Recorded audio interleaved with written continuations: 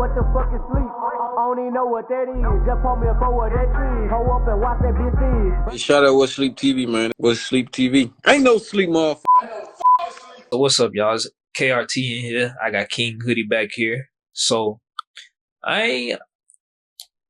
basically, if it's anybody in here live, the number don't really be updating how it need to all the time. But I basically, just finna do an interview with him, and feel free to jump in on the conversation if you drop something in the chat that is within the guidelines and is relevant to what we talking about. We ain't got to be relevant to what we talking about, but as long as it's within the guidelines and it's appropriate for the conversations, I'm gonna ask him. But besides that, it's Kyrie and King Hoody. So yeah, KRT Hoody, y'all know what it is, man.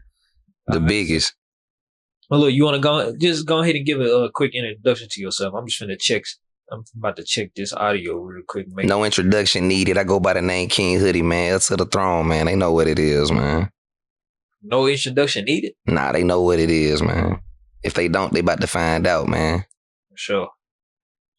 Hold on, let me just check this real quick. The slimmest, the trimmest.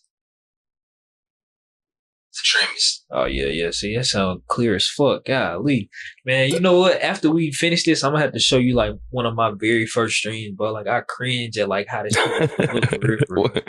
So, look, though. That's where the growth come from. I want to see it. No, facts, though.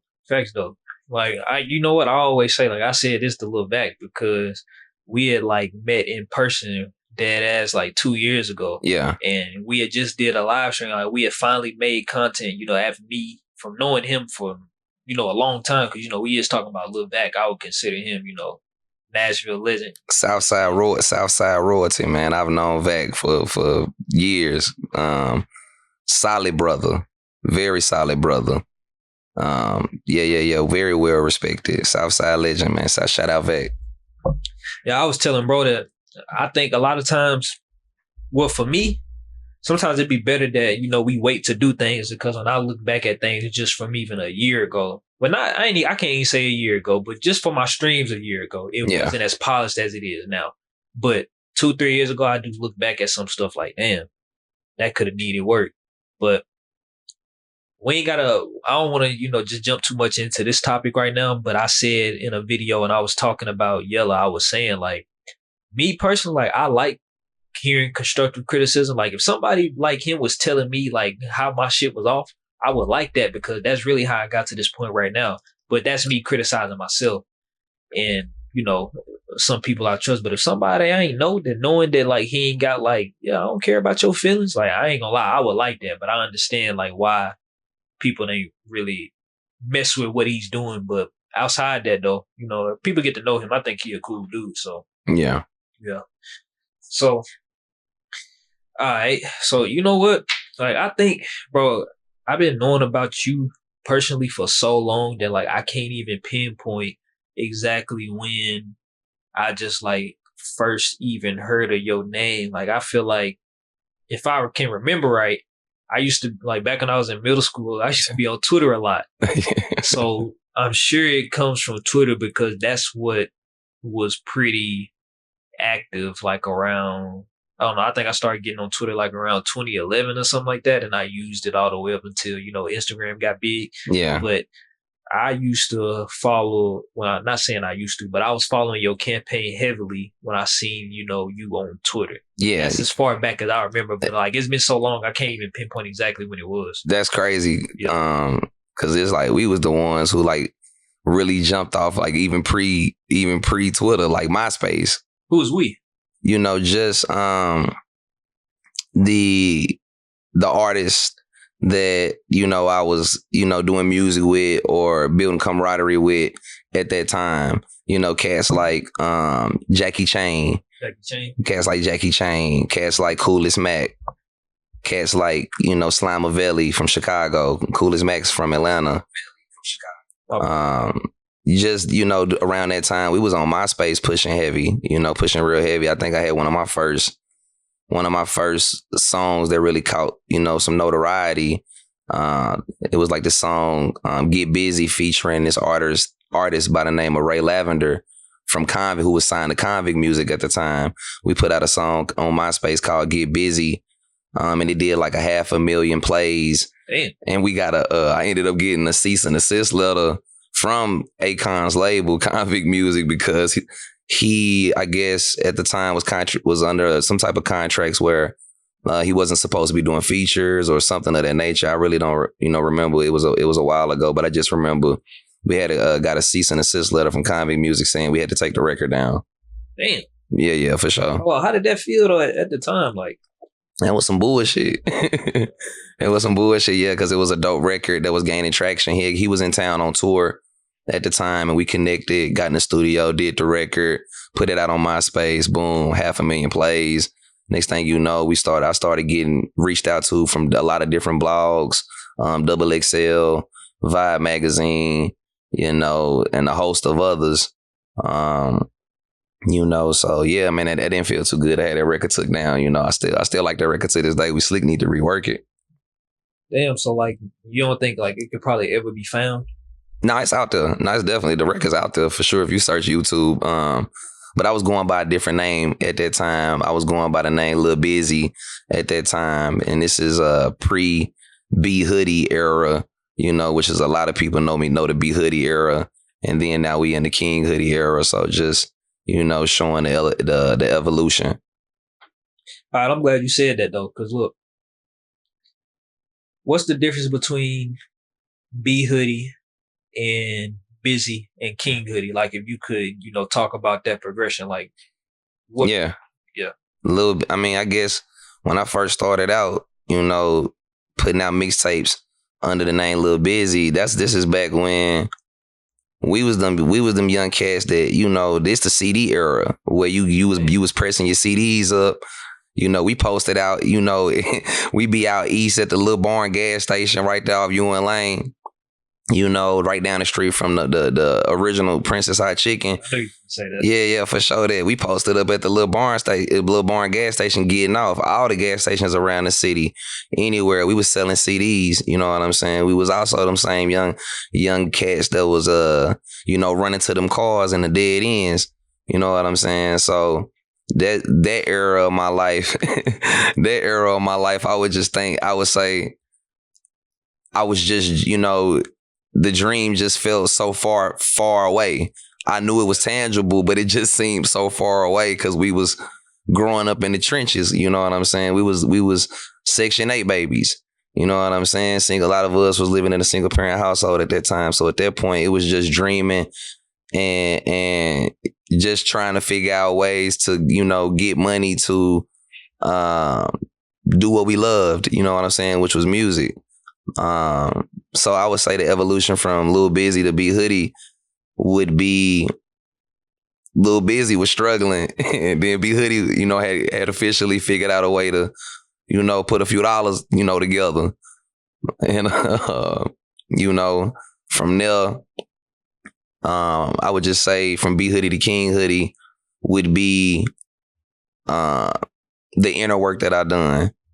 Unlearning all the bullshit that I had been taught and becoming more conscious, more aware. You know what I'm saying? And just transitioning out of the streets into more legitimate streams of income to be able to, remain independent, but push the brand in a different way without looking over our shoulder. You know what I'm saying? Hold on, what's some things you had to unlearn? Man, ain't nothing in them streets. Ain't nothing in them streets, man. Ain't nothing in them streets. Just a lot of shit, man. Just so much shit. Like, just unlearning, like, seeking validation outside of myself. You know what I'm saying? Unlearning everything that comes with a poverty mindset. You know what I mean? I have questions with that just because, like, I think I'm blessed to say that, like, I didn't never go through that kind of struggle. So I'm asking from a curiosity standpoint. I mean, Like, what are like if you can name like two things that come like with the pop? Thinking everything got to come instant. Okay. Instant thinking. Back then it was instant. We wanted everything right then, right now. You know what I'm saying? Not understanding due process. I think a lot of, I ain't even gonna say young people, but it's affected more by young people because, we haven't seen too much success because, we haven't lived that long. I think social media has brought that to more people now. Would you say so? Like, you get what I'm saying? Like Instagram. Yeah, man. It's a lot more pressure. Yeah. You know what I'm saying? On the youth right now, because you look on Instagram and you scrolling and it seems like everybody is rich or it seems like everybody is living the dream, so to speak. But if you just look at the data, man, 90% of Americans don't even got $5,000 in savings. So Instagram is a lie. You know what I mean? Everybody's not rich. You know what I'm saying? Motherfuckers just be showing you they highlights, so to speak. You know what I'm saying? And I think there is a few cases of a lot of young individuals that are seeing large amounts of success, but that's not the majority. That's the minority, right? And so I think we just got to stop putting so much pressure on ourselves, and learn to just be. You know what I'm saying? Learn to just be and be okay with who you are, where you're not. You know what I'm saying? And have confidence in where you're going. For sure. Yeah, you know what? Just to like touch on that a little bit, my parents actually had to somewhat, get on me because I don't think I'm behind at all. To be honest, like I don't think I'm behind. Not at all. But to be honest, like I say about a year or two, I used to think like, my past health situations held me back. But when I really just sit and like really, really reflect on things, like I think I'm right where I need to be because I can imagine, life. Like I have no idea how life would be if I didn't go through that. Yeah. Like I grew in a lot of ways. So absolutely. I'm pretty sure you have a different level of gratitude and appreciation for the small things that maybe the average person takes for granted. No, that's facts. So man, the Lord work in mysterious ways. He could have been saving you from some things. Yeah. You know what I'm saying? Maybe had that not happened, who knows where your appreciation or gratitude level might have been, or who knows the kind of things you might have been into that you've been able to steer away from. Just primarily because you have a different type of gratitude and respect and appreciation for life and just breathing and living than probably the average person does. I'm sure, I'm most certain. So the Lord work in mysterious ways, man. We must not lean onto our own understanding, but always acknowledge him and he'll direct our path. So, we always what we need to be. What's for you won't miss you. Oh, that's facts. SCA Awards, what's up, man? Yeah. I think it was dope seeing y'all. Where is that at? Nowhere Special. I'm actually glad Yella we was actually just talking about this about 3 hours ago. I'm actually glad that he got me out the house to go there because this is my first time saying this like on camera, but I actually think I am going. Well, I don't think like I plan to, start being like more outside, like myself, and then anything I do, I'll just try to do content with it. So yeah, I'm gonna finally take my content like outside and shit. That's Gennaro, man. Shout out my boy Gennaro from the NCAs. I actually just talked to Gennaro today, man. As a matter of fact, he's a real good friend of mine. Sure. Yeah, we came up, at the SCAs, man. Going to all the conferences, sitting in them rooms. I made a lot of relationships. With people back then that I have, close relationships with to this day. People like Wendy Day, people like Diana Schwabeck, people like 11-8, who is a journalist for Baller Alert. Just different people that I've built relationships with, all from, my years of going to the SCAs, man, and just doing my research, doing my homework, more than just, being talented or knowing I'm talented and I can rap. But actually going to, get an understanding of the inner workings of the music industry and the music business, right? Yeah. You know what I'm saying? So shout out my boy Gennaro, man. I mean, so you had mentioned like a journalist, right? Yeah.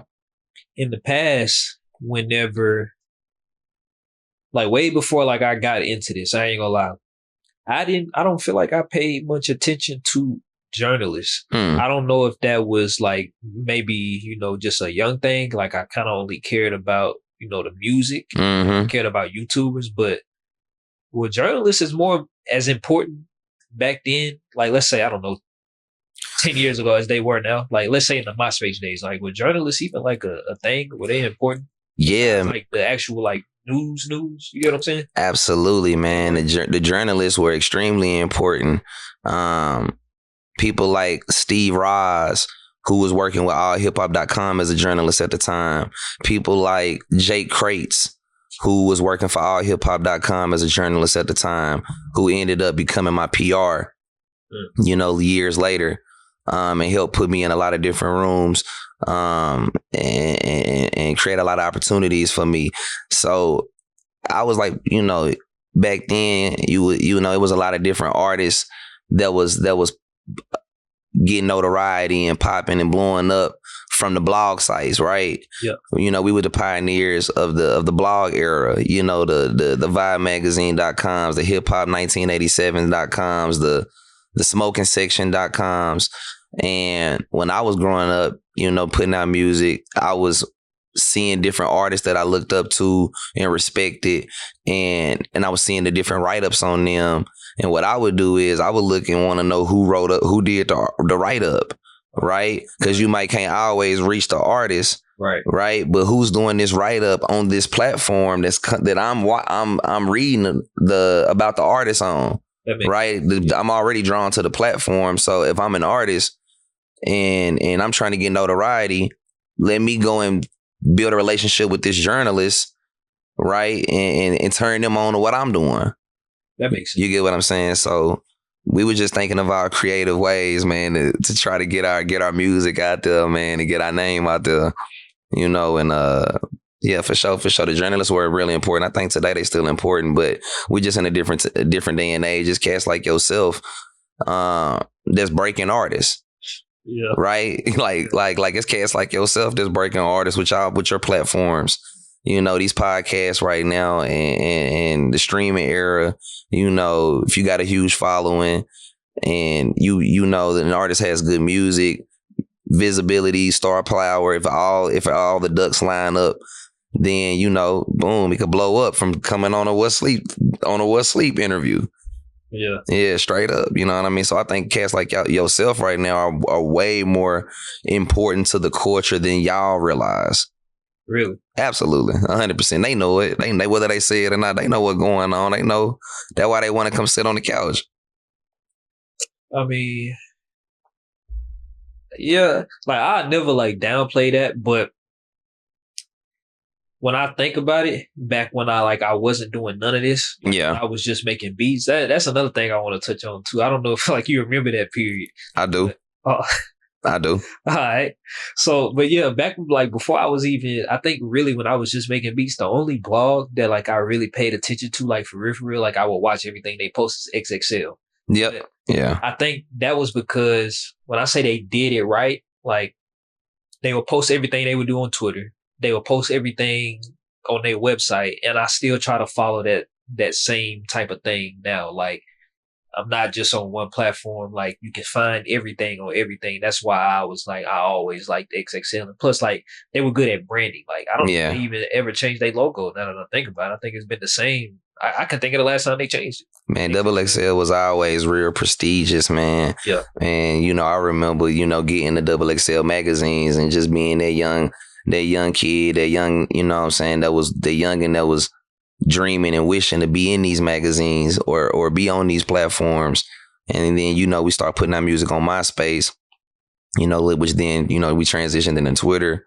And next thing you know, boom, now, we're on these platforms. We're getting interviewed by the XXLs and the Vibe magazines and the the High Times magazines is getting, tuned into the brand and the movement of what we was doing. And so yeah, man, those times were very instrumental in separating you from the pack during the blog era, right? Because if you was on these blogs, you was somebody, right? If you was in these A3C festivals, the Bonnaroo's, Rock the Bells, if you was in these rooms, then okay, we knew you was really one of them ones or had the potential to be one of them ones, because not everybody was.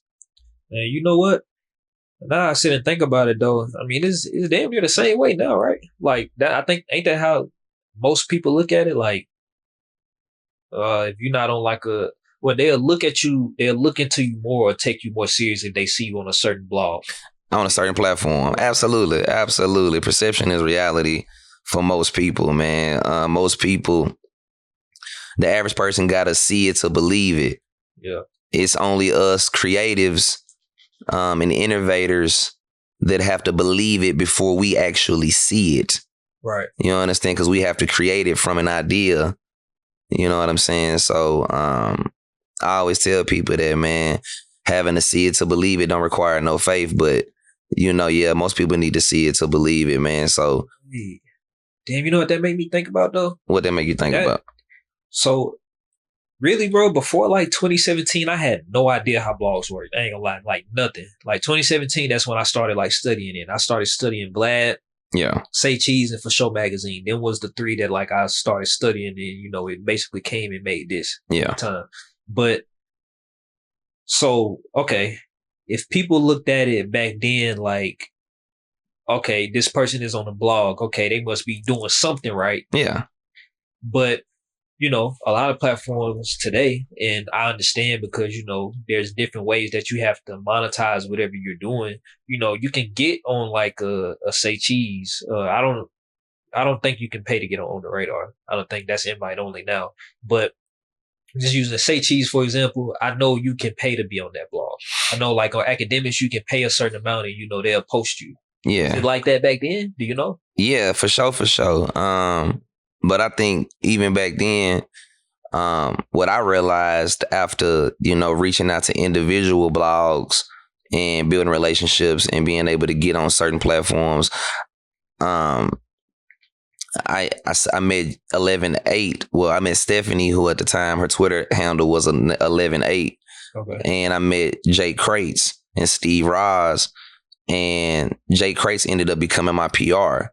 So I would, me and Jay Crates would sit down and put together an idea, put together a blueprint of the different platforms that I wanted to be on, or we wanted to see me on.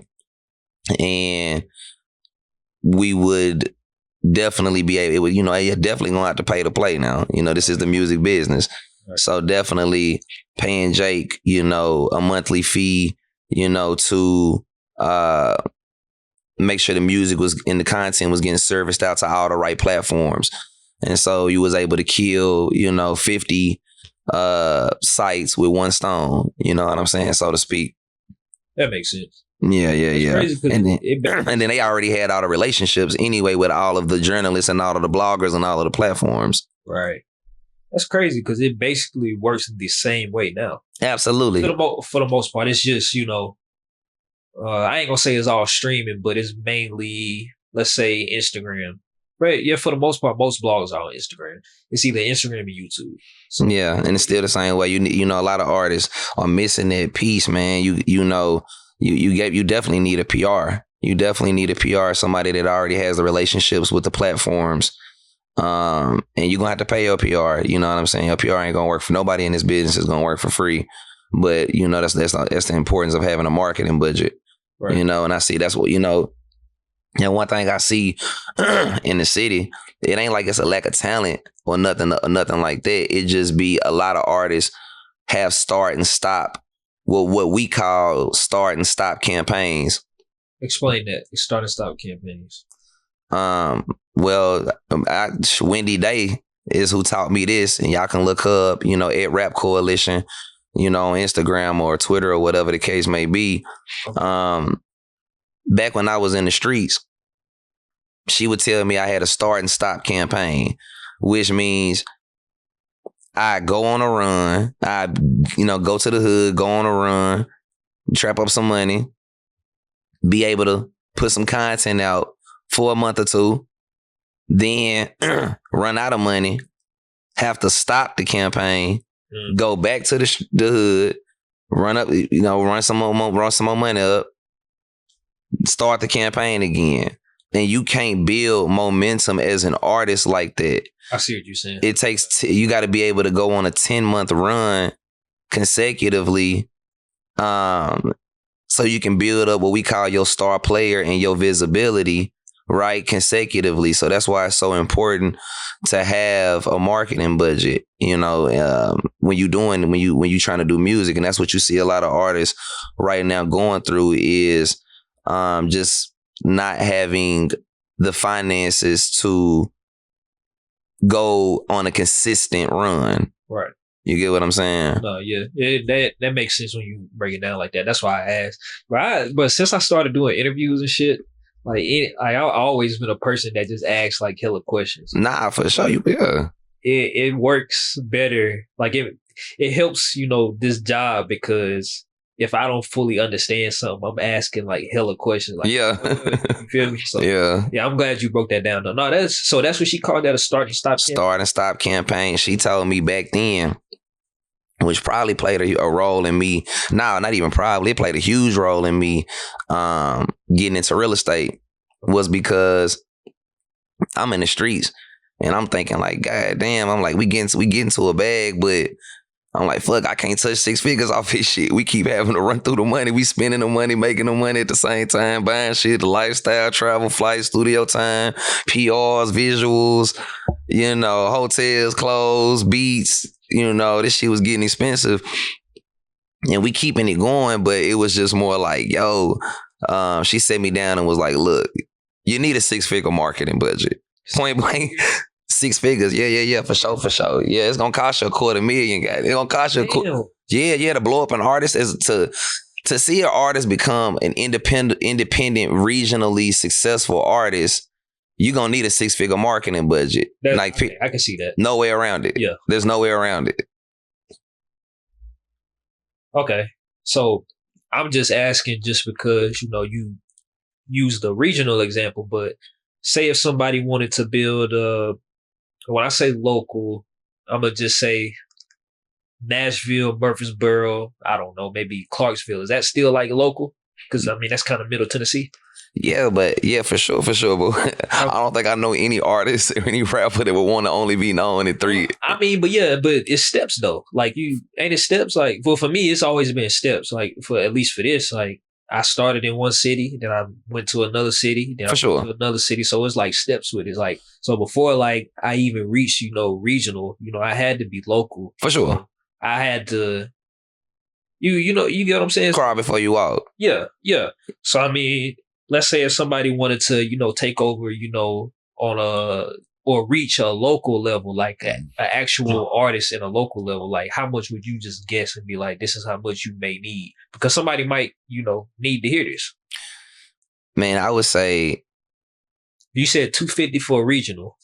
Yeah, man, but I wouldn't even. I wouldn't even know, because I feel that we wouldn't even touch nothing. You don't play with this shit. This ain't some shit you play with. You either trying to go all the way with this shit or you ain't. So if you just want to be known in 3 markets, then you don't even need no money to do that. You can do that now. Just go on your go on your phone, pull your phone out. You know what I'm saying? Shoot some content. Yeah. But if you're trying to make this is a business, and if you're trying to make some money off this, right? You're trying to turn this into a career, something that you can support your life, your lifestyle, build generational wealth from. You got to treat it like a business. Right. And every business, every brand, which is what you essentially are, needs startup capital, right? Everybody got an idea, but don't nobody have no money to put behind the idea to make it tangible. Hey. You get what I'm saying? Yeah. I ain't gonna lie, bro. I ain't had nothing for real. Hey, but but I made it. You ain't listen, man. I ain't saying you gotta have money to get started. No, yeah, I know. Yeah, get started for sure. But just understand, don't be afraid to invest in yourself either. Yeah. No, I ain't. So just to clarify what I was saying, like I ain't gonna lie. When I first started with Sleep, like when I say I didn't have any money, so I ain't gonna lie, I'd be lying if I ever just said I didn't have money. Like I'm one of the people that just don't spend money when like I really don't like spending money. You feel me? Nah, for sure. I don't like spending money. Nah. We're gonna save some paper now. We're gonna say we like to spend it on what we like to spend it on. Exactly. But I had a camera and I had a laptop, and for really, that's all I needed. That's all you needed. That's all you needed. But as I kept going, I did need money because I'm having to buy different cameras, lenses. Absolutely. So yeah, he's right. Like for me to level up, like I'm going to have to spend money. Like studio, my first studio, I had to have money for that. So, yeah, definitely facts though. Yeah, this is an expensive business, man, and a lot of people try to cut corners, or put in the least and expect to get the most out of it. Yeah, and that's just not how this business works. Nah. So we talked about the evolution from, I think you said you used to go by Busy. Is Busy? Lil Busy. Lil Busy. Yeah. Okay, Lil Busy, B Hoody, for sure. Hoody. Yes, sir. At which point did you move to California? Because you didn't live in here. So what point was that? Man, this pre music. This pre music. I was born in Nashville. But when I was 6 years old, I moved to East Oakland, California. Damn. With my mother and my sister. And did you enjoy that? Oh man. But do you miss it? Man, I love Cali. Cali, yeah, absolutely. Absolutely. I ain't come back to Nashville till I was probably like maybe 12 or 13. Yeah. Went to high school in McGavick my freshman year, Nashville School of Arts, my sophomore. Yeah, NSA. Yeah, NSA my sophomore year. And then my junior and senior year, I went to Hillsboro. Wait, so why you stopped going to NSA? Because at the time, in Nashville School, Hillsboro, they had built a $250,000 studio in the school, and they needed musically gifted or musically inclined kids to come over there and work in the studio. Hold on, so how did they know that you was musically inclined? Like, did you volunteer that, or how did they know you was musically inclined? Man, that was some crazy shit. I was dating because I was already rapping at that time. Like, okay. Yeah, I was already rapping. I was already doing shows, doing concerts all in the city, opening up for, man, so many different artists like Bow Wow, Ace Hood, all kind of different people, man. Just all kind of different people I was doing shows with, dropping mixtapes, rapping in the city, performing at all the different venues in the city. And this is in high school though, right? Yeah, this in high school. Like for sure. Wait, so I mean, like I dropped my first mixtape when I was like on my 15th birthday, if I could think correctly. Yeah. On MySpace, or was it like SoundClick? Like, how was you distributing? This pre internet. Yeah, we press it. We go to the studio, press up hard copies, and then we get out in the streets. We was hand to hand. Transactions. Okay, for sure. That makes sense. Well,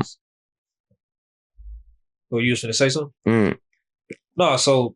Yeah, that's just because, I mean, you got to think about it. I mean, maybe it's normal to you, but the only other person that I just know of, like in high school, that was like doing shows and things of that nature was Lil Back, right? That's it. You know what I mean? And he was with Bezel Gang. Yeah, for sure. They was killing it. So like, when did you get into the point where like, what music were you performing at these shows? And like, what song is making people book you for shows while you still in high school? Man, I don't even think it was one song specifically, man. I think it was just the wave, like the consistency of what I was doing at the time. Okay. Right. And I think a lot of people knew who I was too because of who my dad is. I think that might have played a role in it too. Yeah, for sure. But yeah, man, I had a dope ass DJ at the time, man. His name was DJ Whitey. So he was DJing at all the clubs back then, man. Everybody knew who DJ Whitey was, and he had me performing. He was spinning my songs at all the clubs at that time, man. So, I just started getting booked for shit, man, left and right. And a lot of the shit we was doing for free too, man. We was trying to get our music out there. You know what I'm saying? A lot of the shit we was just doing for free. Some of the opportunities came with a couple dollars, nothing crazy. But a lot of the shit, man, we was just trying to get our music out there, man. I feel that. Okay, so since you had just mentioned it, though, so when I did somebody made a Nashville Mount Rushmore. Okay. And if I remember right, I ain't even finna try to remember because I feel like I'm gonna leave somebody off. But sure. Let's just talk about this though. So I'm gonna say maybe 25 and under. They might not know him, but 25 and up, they have to normally have heard his name before. Kool Daddy Fresh. For sure. So that's your biological father, right? For sure. 100%. That's who you grew up with, all that, y'all lived in the same house? Or Nah. You know how that go. Nah, I ain't grow up with him or nothing like that. Was y'all close when you was, growing up as a kid? Not at all, man.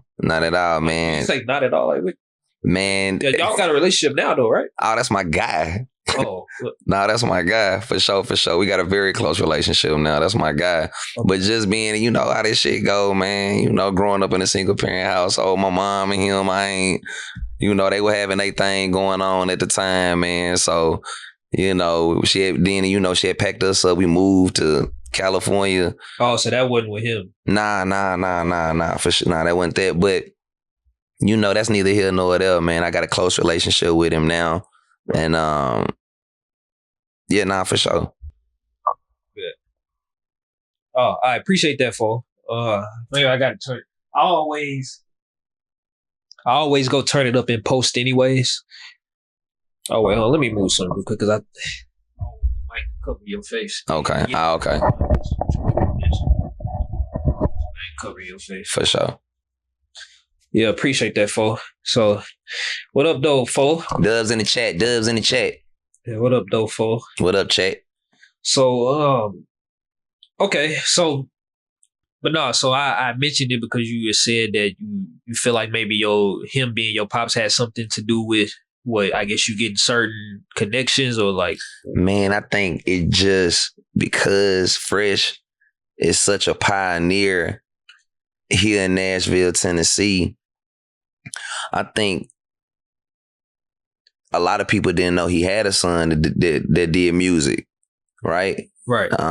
So I think when people started to put two and two together, because everywhere I go, people are like, man, you look like your dad. I never really seen it though. You feel me? Okay. All right, bro. Go ahead. Keep going. I never really seen it though. You feel me? In me personally. But everywhere I go, man, people I think if you everybody lying. Everybody lying. Nah, I ain't gonna say everybody lying. Nah, they probably got some truth to it for sure. But I think people just knew, man. You feel me? My moms and my dad, they was very well known in the city. You know what I'm saying? So I'm pretty sure, when I was born, it was a lot of people who knew. And as I grew up and, came back and started to put out music, I think it was just kind of like, oh shit, the people who did know Fresh had a son that was doing music. They was tuned in. Yeah. Yeah, they was tuned in. You know what I'm saying? Well, so how is being the son of a rapper though? Are you is that you? I think a lot of people had a misconception that just being the son or a daughter of a music artist that, life is just completely different. Can you speak on that? Are you seeing him just do music stuff all the time, or is you just seeing him like that regular dad, if that makes sense? Man, what you seen? The relationship between my mom and my pops was really non-existent. You know what I'm saying? So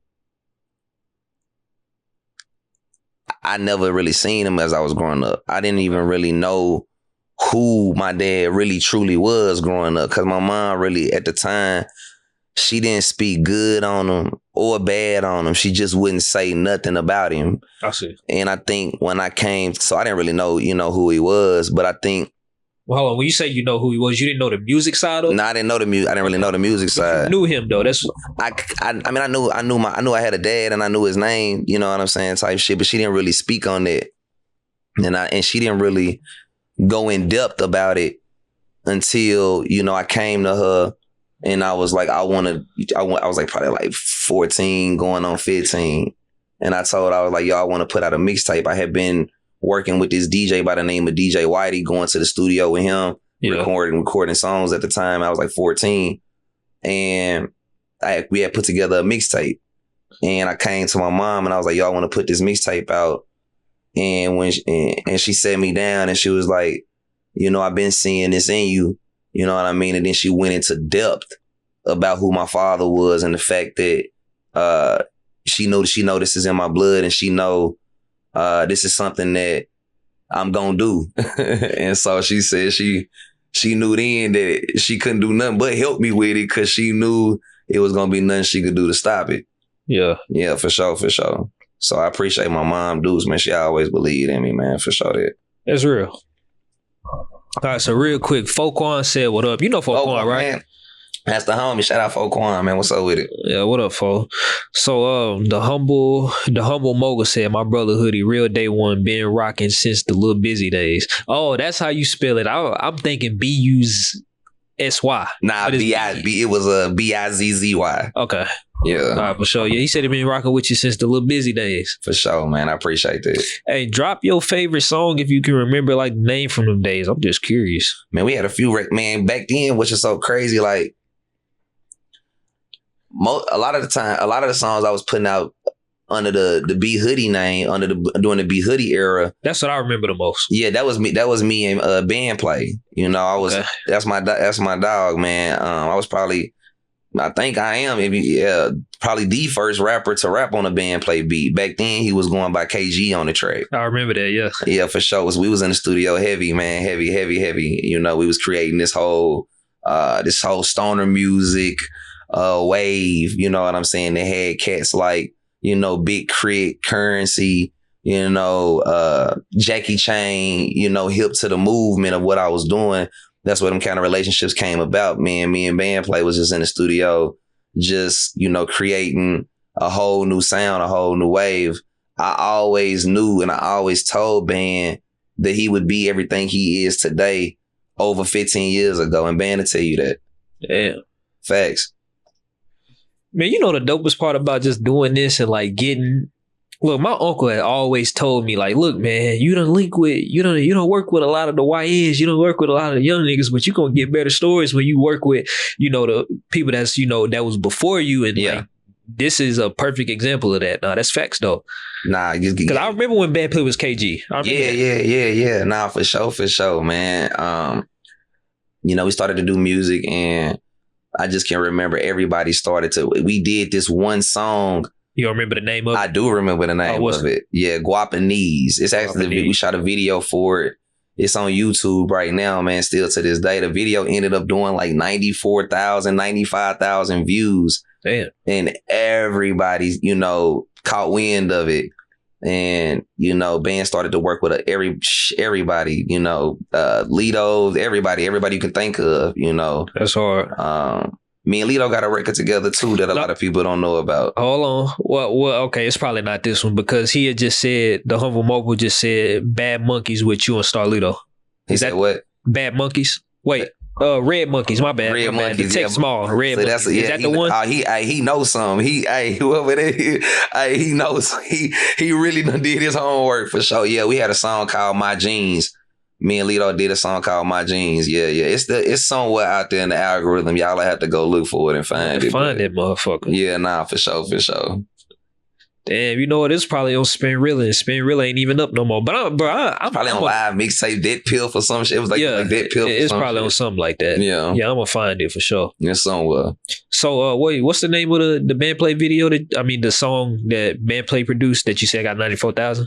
Guapanese. Guapanese. Okay, yeah, you said that. Yeah. It's on my YouTube channel.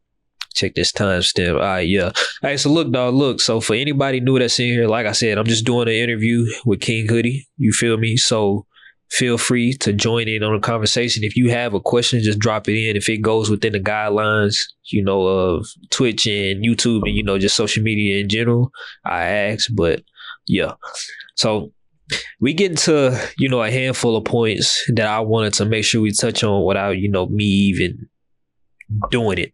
I mean, without, me bringing it up. You bringing it up. You doing a...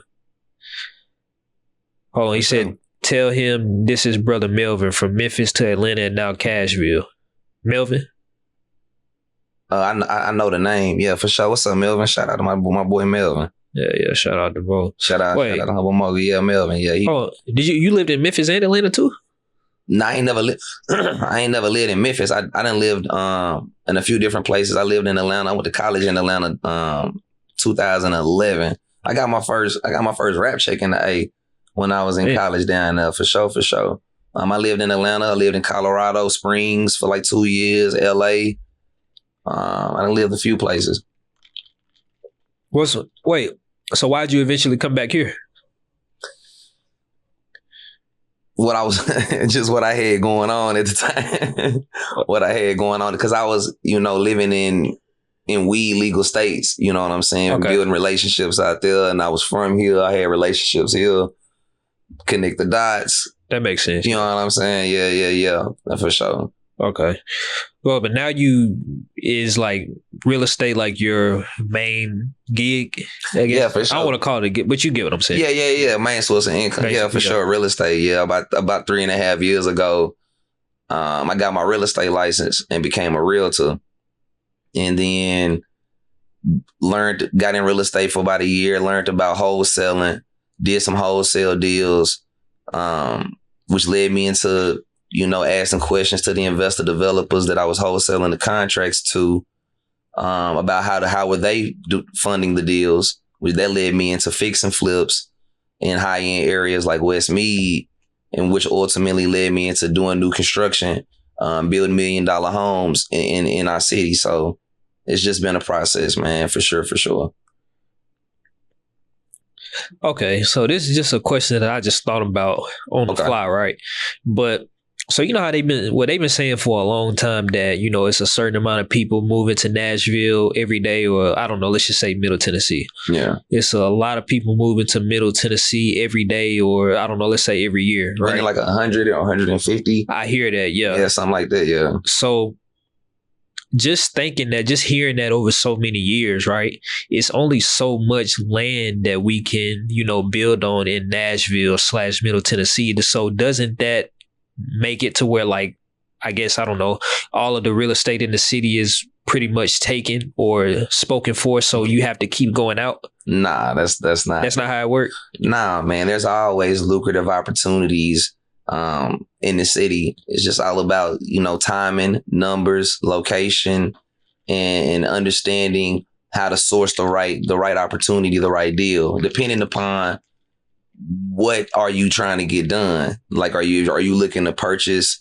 a residential property or a commercial property? Are you looking for an Airbnb, something cash flowing, or a long-term or short-term rental? Or are you looking to do a fix and flip or a development project? It just depends on which way you're trying to skin the cat, but there's always opportunities if you connected with the right people like myself. Okay. All right, for sure. So if anybody wanted to do any business with you related on that side, how could they hit you up? Just go on my Instagram. I got a real estate Instagram, Sir Christopher Realtor. Okay. And that's at SirChristoPher Realtor. Yeah, it's Sir. Just shoot me a DM or, hit my King Hoody page. Y'all probably know the King Hoody page, the music page at King Hoody. Just shoot me a DM. And be serious. Don't waste my time, because that's one, I'm ruthless about my time.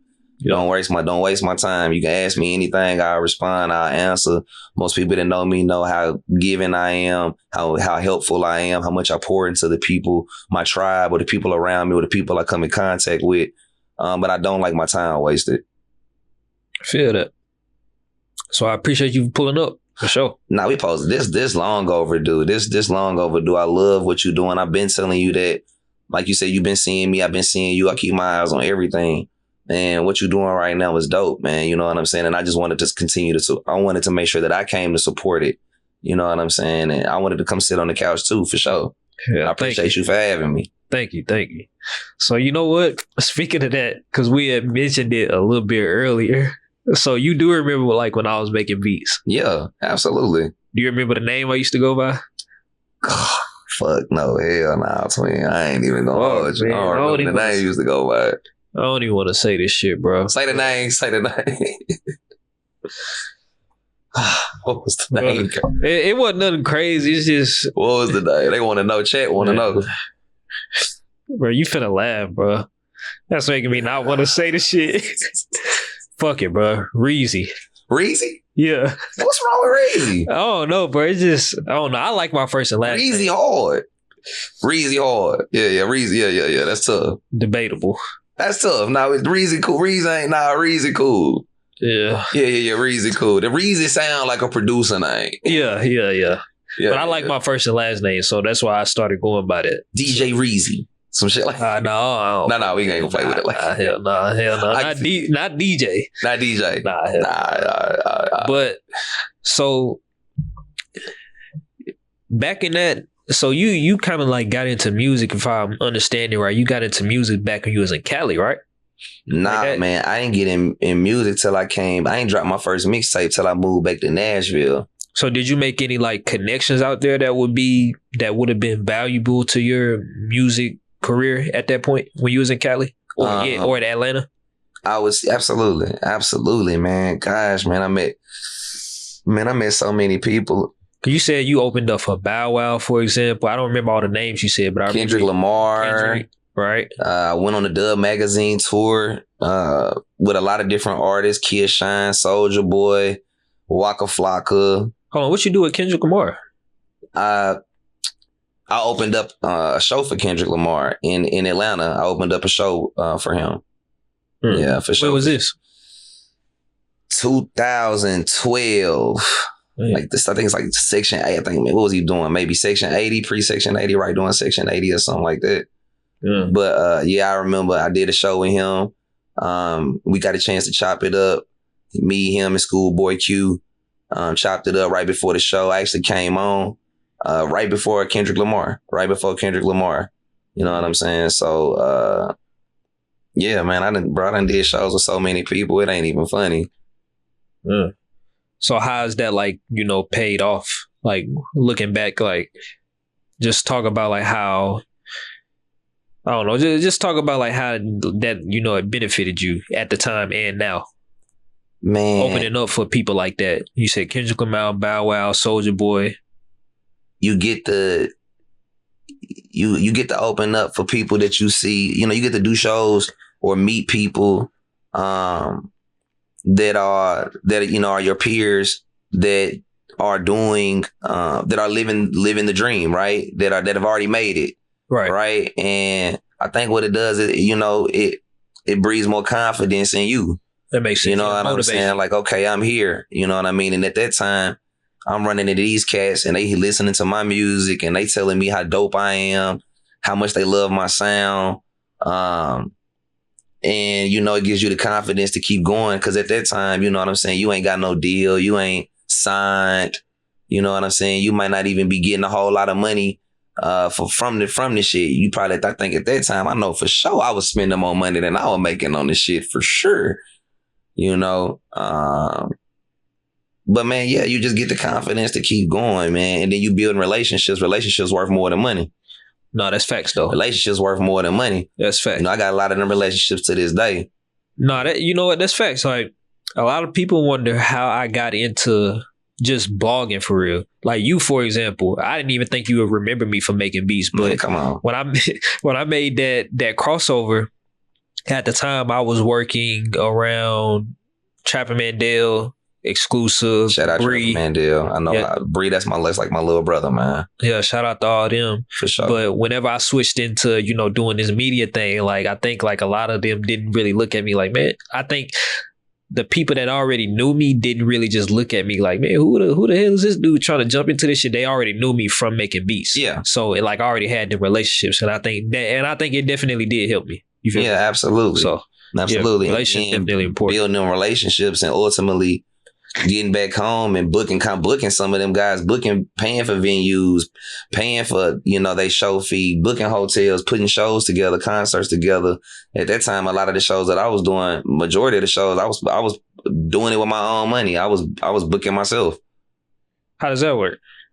Like when you say booking yourself and using your own money, like how does that work? I'm not into, shows, and so I'm asking from a ignorant perspective. I don't know. Yeah, man, just, having relationships with the venues, it could be a door split situation, or it could be a bar split situation, or I'm going to pay this and I want the whole door and the bar. Like splitting the finances from the door of the bar. Is that what you're saying? Yeah, splitting the proceeds. There's multiple ways to skin the cat, but just going to the venue, building a relationship with them and figuring out, how are we gonna set this show up? What needs to happen in order for us to use this venue to do a concert? You know what I'm saying? And so that's what we was doing a lot of the times, man. I know that's what I was doing. I was booking my own shows. That's how I was making money off the shit. Like, for real? I wasn't waiting on nobody to book me. I was booking my own shows. I was gonna make my own few thousand, or whatever the case, or whatever it was. Wait, though. So you know what that makes me wonder? Because I know how it works to a certain extent nowadays, like how artists get people, to their shows. Yeah. But before Instagram, and I know Facebook was around, but before before all the social media sites that dominate the market now, what were you having to use to basically promote? Like, hey, I got a show here, or was it like flyers and you passing them out? Like, how did that? You had to be outside for one. You had to really be outside. You had to really be outside. And, we would be at the high schools passing out flyers. We would be at all the little after parties, standing outside putting flyers on cars. I personally would partner with cats at the time like Zach Boog, and Kathy Sewell over at 101.1 The Beat Jams. We would get together and run ads on 101.1 The Beat Jams. So you was really had to be outside. Damn. You had to be outside, man. You had to really be outside. It sounded like it was way harder than. What you just had to want it. I don't want to say it's nah. But they definitely got it easier now with the internet, with all absolutely, hell yeah. Yeah, it sounds like it definitely sounds like it was way harder because most people connect with their people, for the most part on the internet. Like, it's still sometimes, like, I realize how powerful the internet is over these past, like, I say 3 years, because due to my health issues and due to, me not even being too much of an outside person, and, I'm primarily like, I'm on the internet, but when I go out and like people know me from the internet, it always like blows my mind. Well, it used to blow my mind when it first started happening, but over time I just realized how powerful the internet is. Like but I seen you just post something like you did like 800,000 views in a month or some shit like that. That's on average. That's how much it's been this year. But and you surprised people know you went 800,000 views and you shocked people know who you is. Well, kind of, but basically what I'm saying is, well, this was before like I really started putting my face on it. Like I just started getting in front of the camera like probably like a little over a year ago. So pre a year ago, you was on your DJ Vlad shit. You basically yeah. That's why like it always blow my mind and like, man, Kyrie, I'm like, what the hell? Kyrie, the DJ Vlad in Nashville with the no show in the face. Bro, Lotus used to say academics. Academics. Yeah. Yeah. I fuck with academics. For sure, man. I support everybody, man. That's trying to draw light onto the music. I ain't really too much for the antics, but I understand. I understand the music industry. Yeah. Well, you know what? just to touch on that just a little bit, if you do have like a certain perception of him and you see mainly clips, I 100% understand why you would probably be like, man, he's probably a weirdo or whatever you think. Cause I don't judge a man till I meet him. All that internet shit, man, you don't know a motherfucker just because you seen him on the internet. So, that's fact. or just because you know a motherfucker might be into it with your favorite rapper or this, that, and the third. I don't get into all that, man. You feel me? Till I meet him, I judge a man off him when I meet him. You know what I'm saying? Until that, I don't really know you. If we ain't never, you know what I'm saying? I don't really know you. Feel that. Well, I just know that people can take clips like out of context and just think something in. Like I've completely like gotten away from that just because like I'm a person that, you know, most of those views that we even talking about is clips. So like a lot of times people ain't seeing like the full context. The full, yeah. Yeah, and context matters for sure. Context is important. Context is important, man. Hey, a lot of clickbait shit going on. Tell me about the story with Method Man. Oh shit. That was the Smokers Club tour. Okay. Yeah, that was a Smokers Club tour. And wait, whose tour was that though? Currency. Okay, Currency. That makes sense. Currency, Method Man. I think who was putting them tours together? Johnny Shipes, I think, was putting them tours together at the time. But yeah, man, I was on tour. I think I was standing next to the stage, and I think Method Man had came out on stage, and he stopped the show, and he was just on some shit like, man, who got some weed in this bitch? And somebody passed him some weed, and he was just like, yo, this shit is terrible. Damn. And so, you know, I'm smoking the best weed in the world, you know, straight from Cali. They know. Look, I'm just asking for the people because somebody gonna say something. They know what's going on. Yeah, they know. So I hit the blunt and then I passed it to Method. All right, he took a hit on the stage. He hit that shit, and he was like, what? He was like, what the fuck? He was like, now this is that. Matter of fact, this that shit. He was like, hey, meet me right here at the side of the stage. So damn. I go to the side of the stage. He stopped. He in the middle of the concert. He stopped the whole concert. I meet him on the side of the stage. He come get me. I'm walking in the back to go back on the stage. But before we get on the stage, Currency is sitting on a speaker backstage smoking a joint. And he was like, Currency. He was like, what's your name? I was like, Hoody. I was like, B Hoody. I was going by B Hoody at the time. Yeah. And he was like, man, he got this shit. And then Currency was like, oh yeah. Currency said he hit the joint. He said, he done hit this. I hit that shit. I was like, yeah, definitely some jet life for sure. You feel me? And then shit, he brought me on stage with him, man. We rocked out the whole night. And then after the concert, you feel what I'm saying? I obviously, you know, made sure he was good on some tree. And he was just like, I forgot somebody was filming, man. And it was just more on some shit. Like he was like, hey, yo, he said what he said, you know, he was like just on some real shit. You know, niggas was passing me some this shit, but B Hoody, the shit, he got that shit off the chain for sure. He stamped it. Come on, man. Mr. Yeah, he stamped it. Hold on though. So you know what? Do you remember what city that was in? Where you got Atlanta. Oh, okay, Atlanta. I could probably find that then. I'm sure that footage is somewhere out on YouTube. It gotta be. I gotta find it. It's on my Instagram. It is? Yeah, okay, yeah. Matter of fact, put it up right here. Send me the link real quick. Well, no. I'm gonna find it on my phone and I'm gonna send it to my computer. Hey, hold on. Matter of fact, boom. Here you go right here. Melvin said that Smoke DZA was on that tour too. For sure. Send the link to my phone. So I'll put it up on screen so they can see. Send it to my phone. Send it to you. Yeah, I'll put it up. Hold on, let me see. Copy the link. Let me see. Yeah, you know how to do it? Yeah, I'm sending it to my dog right now. Boom. I bet.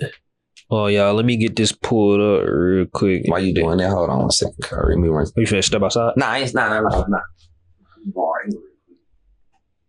Hold on, y'all. Give me a minute so I can pull this up real quick. Oh, I'm gonna pass you these headphones too.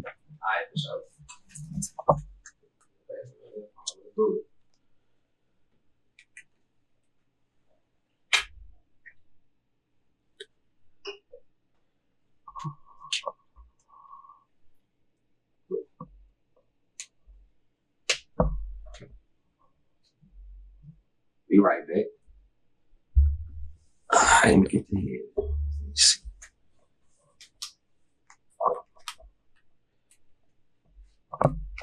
Yeah, this is from that night. Hold on, y'all. I'm gonna get it pulled up in a second. Just gotta get this one stuff off the screen. All right, so look though. So for editing purposes, let it play all the way through first, and then we'll comment on it. Let me see, is it playing? Okay, yeah, it's playing. You probably don't hear nothing yet. No, I don't hear nothing yet. All right, y'all. So this is the video we talking about. This is the video he's talking about.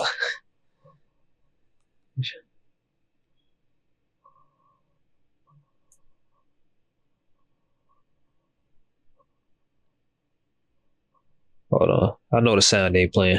Give me a second. It was alright, but this shit was off the shit. This is real shit. I'm going on camera to tell y'all, he had the best weed in the motherfucking house tonight. You know what I'm saying? Period. Everybody was passing me this little steak. It was alright, but this shit was off the shit. He said your shit was off the what? Off the motherfucking chain. He said Beauty had the best weed in the motherfucking house tonight. No cap. Y'all heard what's going on, man. Damn. I think right there up under that is the footage of me on tour with Lil Wayne, when he first brought me out on stage. This? Oh, this. To the right. Yeah. That's like a few clips. That's a few clips of the tour, man. Because when I was doing the Young Money tour, man, I really wasn't even... Wayne was the way, because of who Wayne is, I ain't really want to be having my cameras all out and shit. I couldn't have no cameraman with me. It was just me by myself. So that was from a fan. Somebody noticed me on stage and sent me this footage. Word up, man. For sure.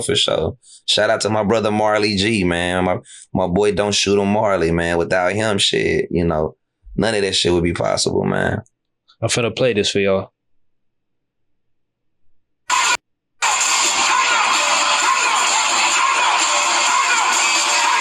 You see me creeping through right there on the right side.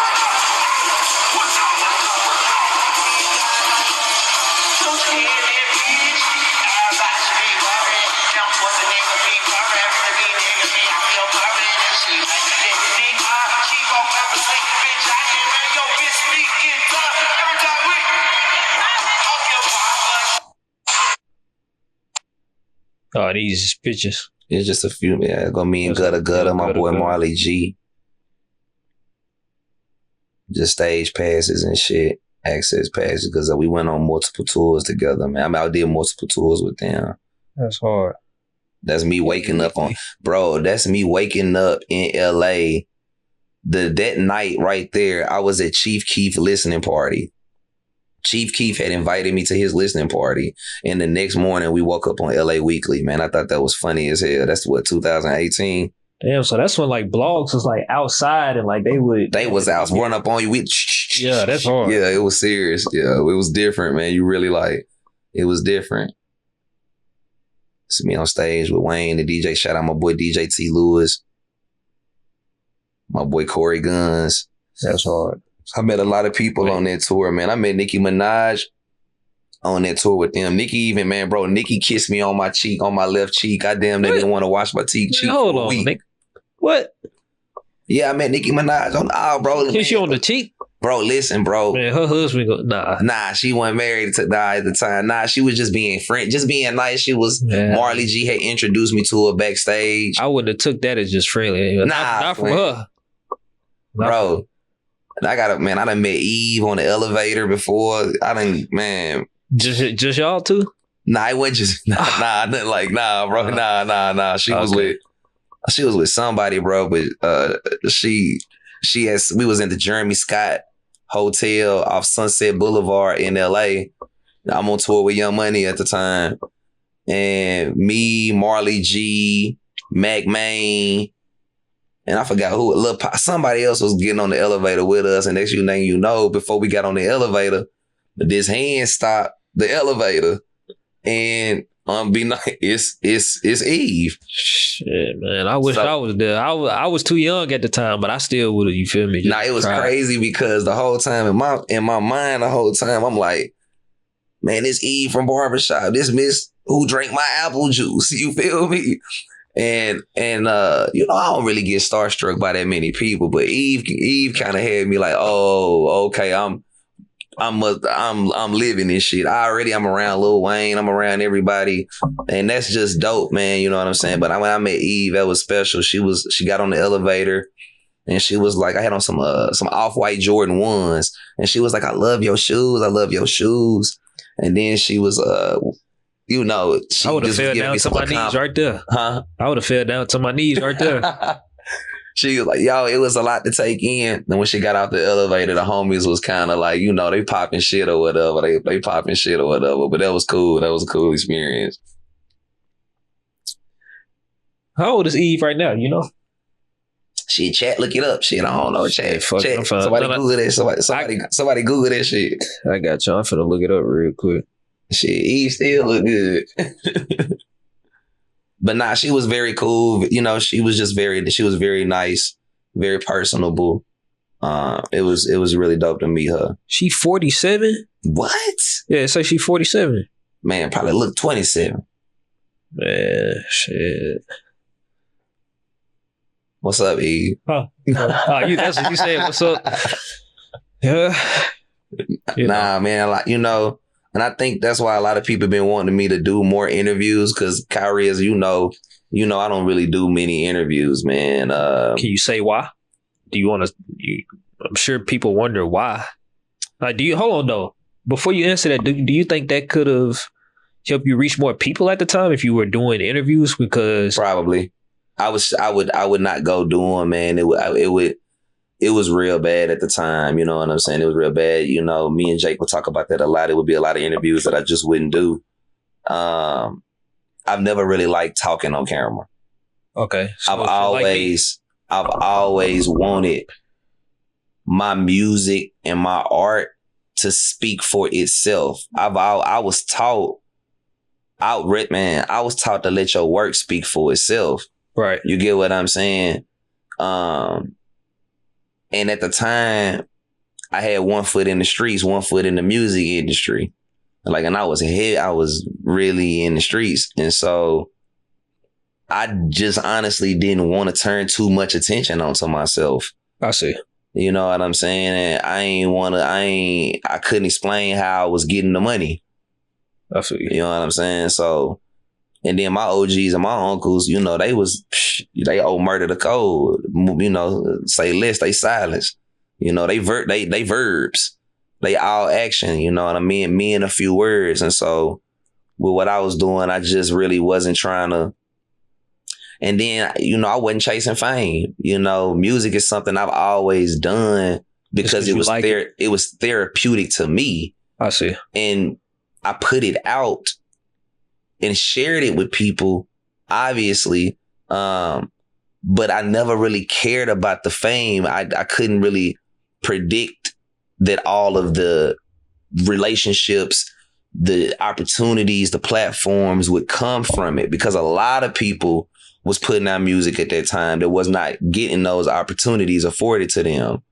Right. So I couldn't really foresee those things. I just knew that the making of the actual music was therapeutic to me. It was helpful to me. And so I never really, you know, cared to do interviews and I'm a real private person. I don't really be like, you know, I don't really be liking everybody all in my business and shit like it. You know what I'm saying? I just, you know, I ain't chasing fame. I ain't chasing status. You know, I do music from a real genuine place. I'm a real creative. I'm a real artist. Do you have a favorite project from, and I'm talking about all the way from the Busy Days to B Hoodie to King Hoodie. Do you have like a favorite project? I'm just curious because I didn't ask you that. I wonder if it's something that's old. A favorite project. Oh, you know what? What is it properly preserved? The mixtape or the EP? Who in the chat said that? Melvin. Man, shout out Melvin, man. Shout out Melvin. The EP, the EP are properly preserved for sure. My favorite project probably is my last project, Dark Shades Forever. Yeah, Dark Shades Forever, my last to this day. But again, I got so much new music that I've been working on, and we're gonna play a snippet of something for the people. Yeah, we're gonna play some little snippet of some of a new. I'm always working on new sounds, but I'm definitely got new music coming. Got new videos coming. I've been working on a documentary for a couple years, and so we're gonna release the documentary here soon as well. But yeah, man, we got some shit coming for these folk, man. We got some real shit coming for these folk. I just rather say less and do more. You know what I'm saying? Motherfuckers talk too much for me. So I rather say less and just, you know what I'm saying, proof in the pudding. Yeah. You know what I'm saying? Like all that other shit, man, I ain't, I say less and do more. They know the resume. What about Window Seat and Hands Down? Window Seat was special. You know what I'm saying? Window Seat was special. That was one of my earlier projects. That's actually still out on livemixtapes.com right now. To this day, you can go pull up Window Seat for sure. Bet. Check that out. I got a lot of music out. Hey, wait, you know what? Don't ask me how I know this, but for real, don't ask me how I know this shit. But don't you have a mixtape with Jelly Roll? Ooh, that never came out. How the fuck you know that? Like he said, don't ask. He just said that. You got to keep going with the conversation, bro. Yeah, that's crazy. You done did your super research. Yeah. So I did. I got a mixtape. I got a whole project with Jelly Roll. We sure do, man. And we never released it. And the last time I seen Jelly, man, shout out to Jelly Roll. That's my dog. Jelly was like, Bubba, Hoody, why haven't you released our project? And you know how Jelly is. Yeah. And I'm just like, Jelly, it ain't the right time right now. You know what I'm saying? It ain't the right time. But that man, shout out to Jelly Roll for sure. We used to meet at Uncle Bud's. At the Uncle Bud's restaurant and eat, grab food before we hit the studio. Shout out to DJ Whitey. Shout out, you know what I'm saying, to the people I was working with during that time. But yeah, we definitely, that's true. We definitely got a mixtape that we never released, man. Wait, hold on. You saying we or you? Me and Jelly. No, but I'm saying, but I'm sure you probably could release it, right? Or both of y'all that couldn't release it. Because you saying we, like, man, we didn't release it. But he asked you. Why haven't I? Yeah, so you listening? I'm just saying. Listening. Yeah. So you didn't release it. No, I didn't release it. Why? If you can't answer that, I understand. But I'm asking the questions that people want to know. I'm just saying. Again, like I'm telling you, I've always done music from a therapeutic place. Okay. I didn't release all the music that I made. That project was special to me. We had a lot going on at the time. Me, Jelly, that was a different Jelly Roll. Okay. Let me say that. That was a different Jelly Roll. And I like what Jelly's doing now. You know what I'm saying? I like what Jelly's doing now. Let's let that live. I think I'll figure out some way to let people, hear that or something. We'll figure out some way to do something with that. But yeah, I got it for sure. It's in the archive. Damn.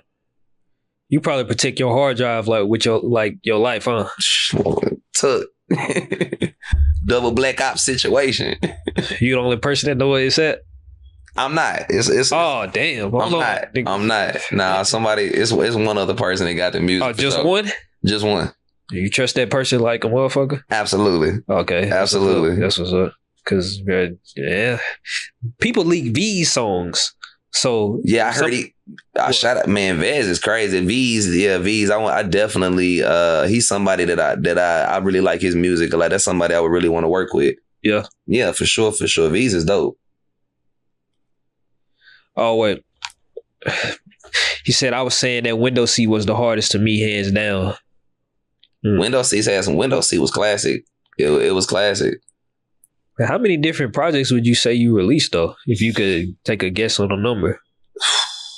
Probably don't even know because, like you said, you doing it from you just like to do it, right? Or it's therapy for you. Yeah, probably 5 or 6 mixtapes under the Lil Busy name. Probably another.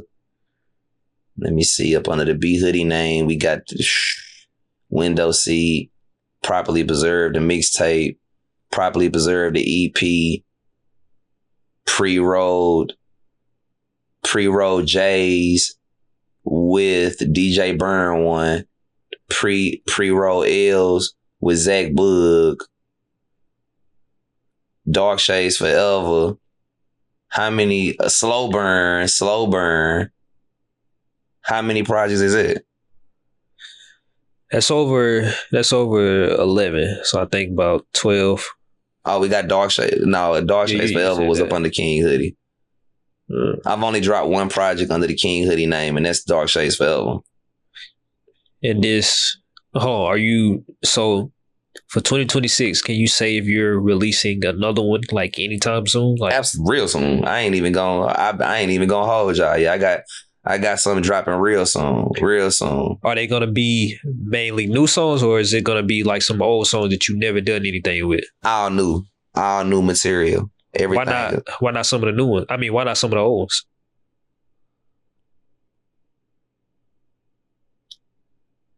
Man, as a creative, man, we always in love with our most recent work. That's facts. You know, I'm not saying I won't release the other music for sure. We'll just figure not out this project. It's blended. It might got a record or two that's from the archive, but y'all would never know it. Yeah, because I mean, I make timeless music. Exactly. So it might be old to you, but it's gonna be definitely new to y'all for sure. Exactly. Absolutely. 100%. Yeah. 100%. Oh man, Twitch got to get these bots out the chat. Got bots in the chat. Yeah, I don't know how to. Well, not so. It's different types of bots. Like you can actually have like a bot that will, monitor your chat for you. Yeah. I really just like to do it myself, but sometimes because Twitch it'll do it itself, but sometimes it don't catch it. It just say AI viewers stream boo.com, whatever the hell that is. But man, it's part of this shit. You got a name? You got a name for it yet, or you ain't really thought that far? Well, hold on. You said soon, so you gotta have all that, right? Yeah, for sure. We're gonna drop I'm gonna drop Prolific. Right after that, I probably follow up with DSF 2, Dark Shades Forever 2. I know I've been getting a lot of people that's been asking me about that. We're gonna drop Prolific. We're gonna drop DSF 2. I got the documentary, the Prolific documentary. We dropping that real soon. So yeah, just tap in with me. Follow me on my Instagram. Stay locked in. Make sure you don't miss nothing I post on my stories. If you ain't following me on Instagram, you ain't watching my stories, you're gonna miss everything. Because I don't really post a lot on my page. But if you keep up with my stories, you'll catch some snippets. You'll catch some links. You know what I'm saying? You just gotta really be locked in. My shit more like a tribe, man. It's more like, a cult following. You know what I'm saying? Like the people that know. If you ain't in the loop, you out the loop. You know what I'm saying? So they know what's up. Well, I'll be right back, y'all. Nah, for sure. 30 seconds.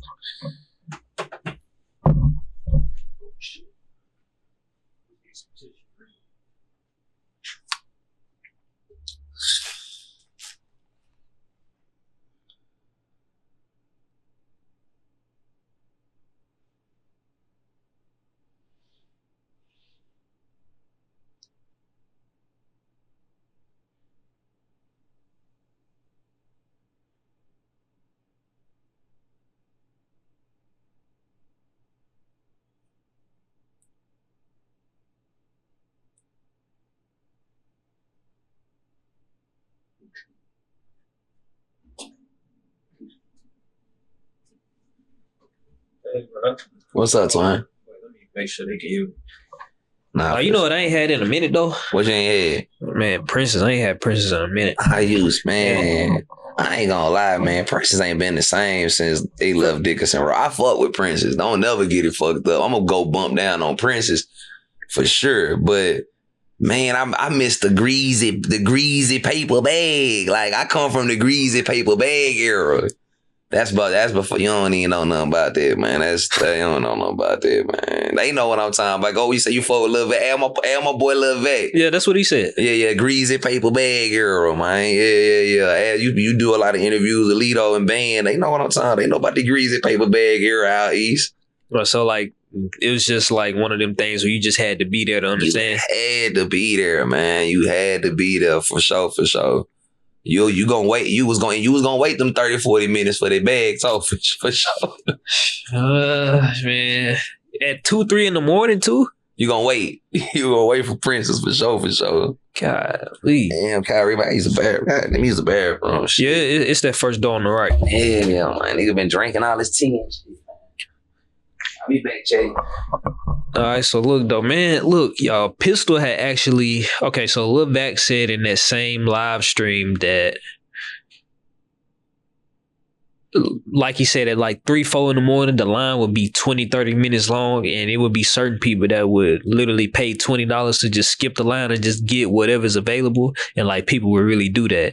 And then he also said, I'm talking about Lil Vac. Lil Vac said that Pistol, anytime Pistol would come, the lady would like shut the line down or shut the store down. I don't know. I wouldn't dare to know. I don't know. Shut the store down and, just let Pistol come in there and get what he wanted. Pistol actually had posted that. It's like, damn. I wish I was around, you feel me, to have some of that Princess, but I ain't gonna lie, that ain't something that I just got to experience. It sucks for me, right? It is what it is, though.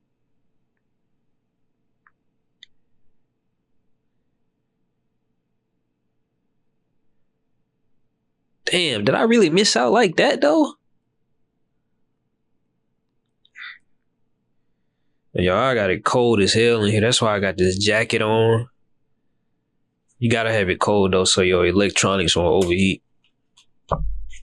And I said that because I think I might go to Princess tonight. Actually, depending on what time they close. Hold on. I think they close at 10. It really depends on how long we gonna be on here. You see, I ain't gonna lie. No bullshit. I'm going to Princess tonight if they close at 10. It's 25 minutes away. I don't know if I'm gonna be able to go. Damn. I'm getting some Princess soon.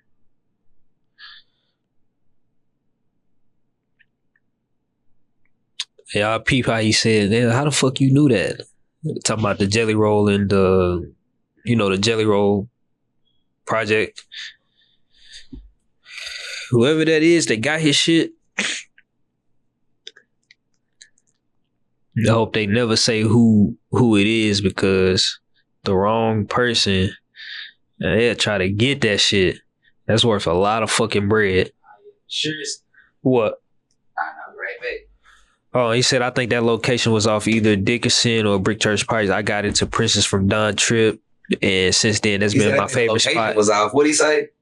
Oh, he said, I think that location was off Dickinson or Brick Church Pike. I got into... Yeah, it was. Yeah, it was off Ewan Lane, which is off of Dickinson Road. Right. Yeah, he said, I got into Princess from Don Tripp, and since then, that's been my favorite spot. Noblesville Pike only. From Don Tripp? Yeah. Don Tripp must have came to the Ville. Now, it just kind of threw me out when he said he got into Princess from Don Tripp. Oh, from Don Tripp. Because Don Tripp from Memphis, so right. I was like, Tripp must know something for sure. Tripp knows something.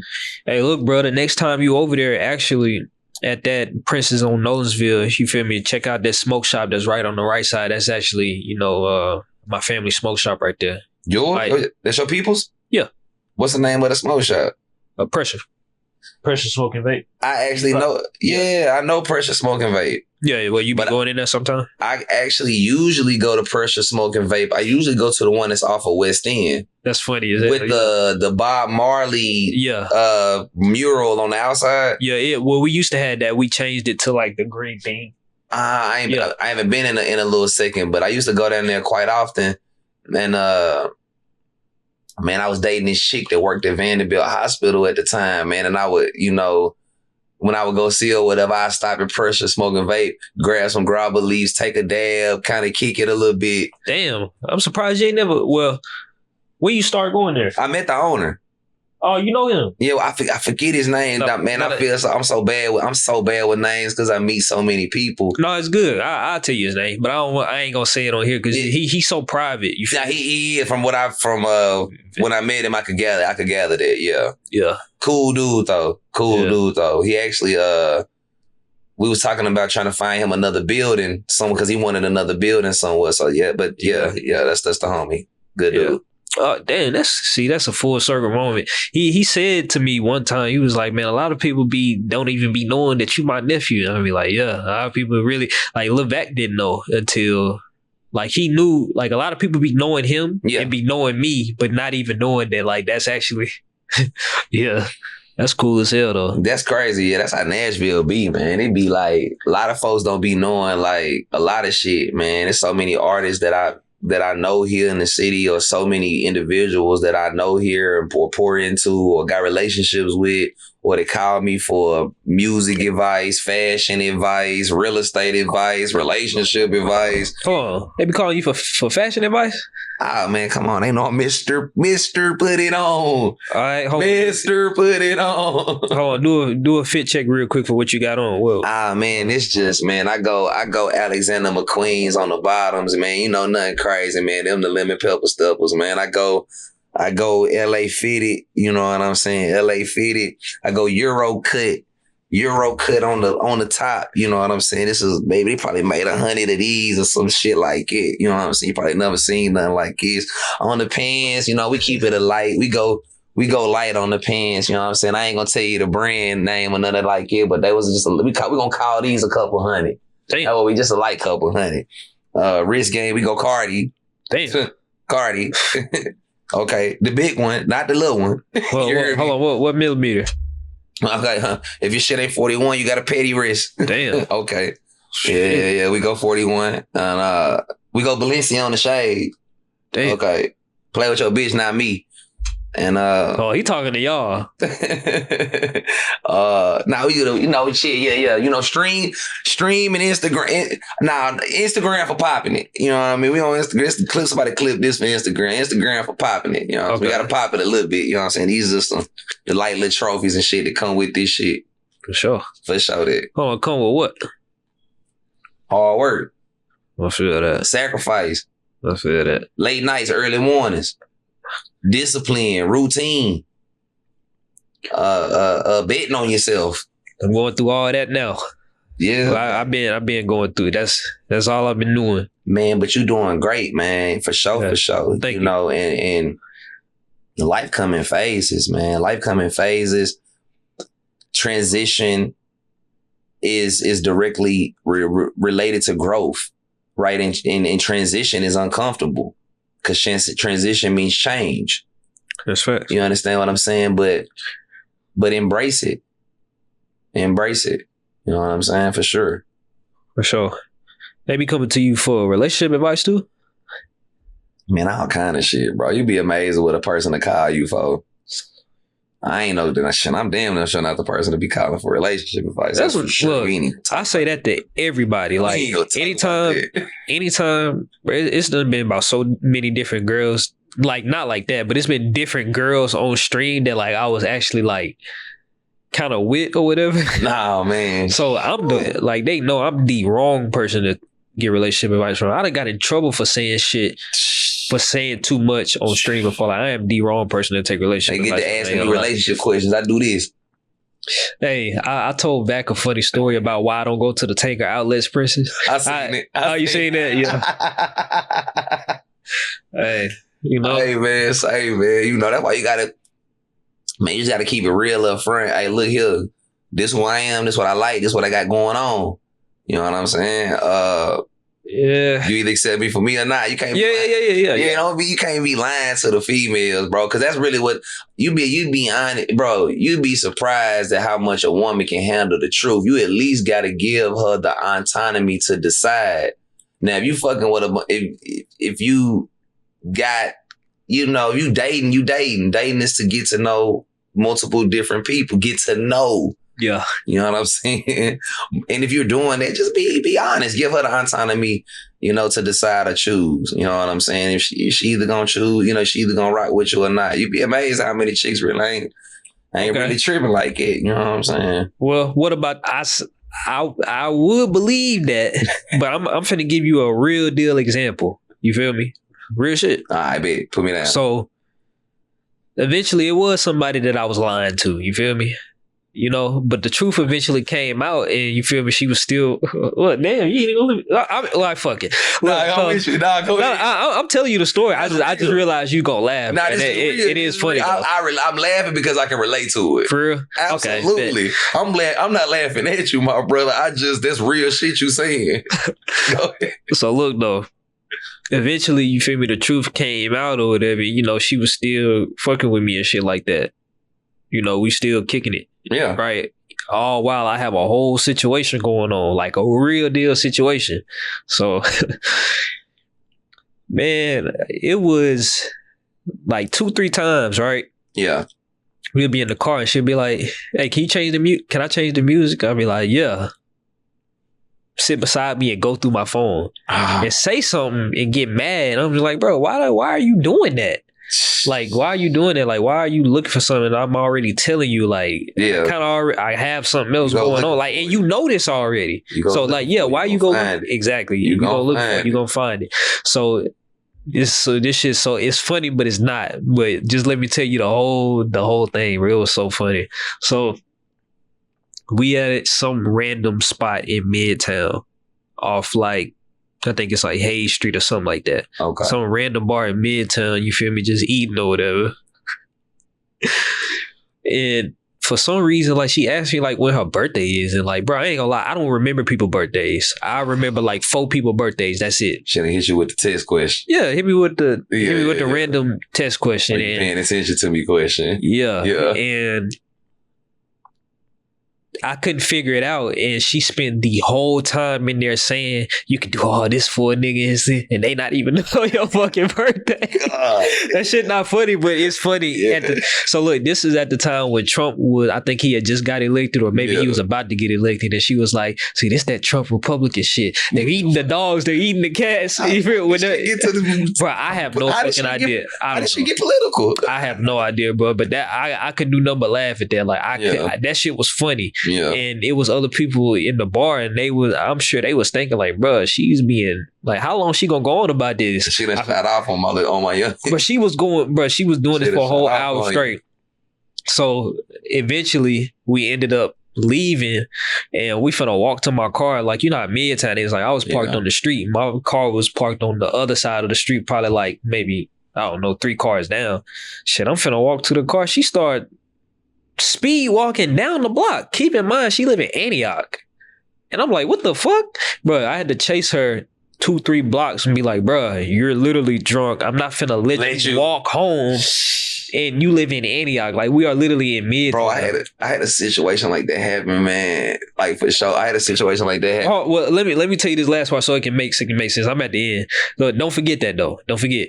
So basically, when we finally got in the car, she started crying. It was like, eventually I'm still gonna fuck with you, so we might as well just tell the truth. And then after that, I was like, yeah, let me just start telling the truth about everything. But that didn't last long because she tried to like start change who I was, and I wasn't going for that. Yeah. What were you finna say though? Nah, I done definitely had a chick, in her feelings, how about the car, want to walk, you know what I'm saying? Shit don't make no sense, bro. It's like, man, look, I get it, but I got 4 sisters, man. Let me at least take you to the crib.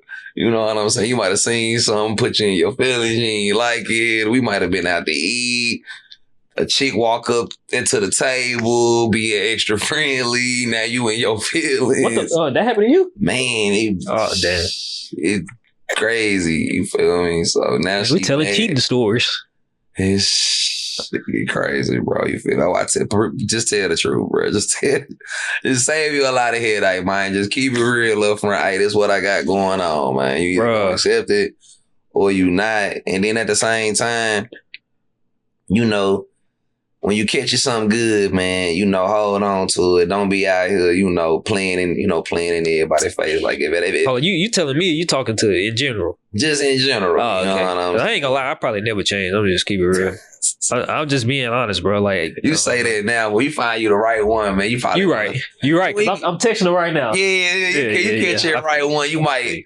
I ain't saying you gonna never change, but you might dial it back a little bit. Keep, you know what I mean? It's dial it back. Ain't gonna do the most. You know what I'm saying? Well, look though.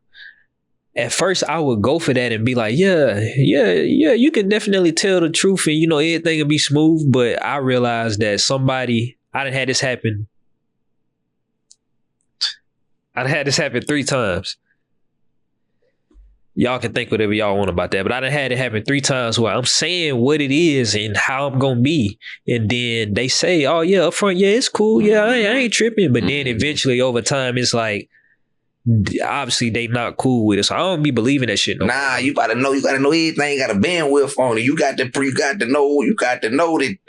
All right, she might be cool with it now, but you got to already foresee. You know what I'm saying? This shit got a time limit on it. Okay, yeah, that's what I was thinking. I just like the honeymoon stage, and then after that, I'm cool. You cool? You on to the next thing.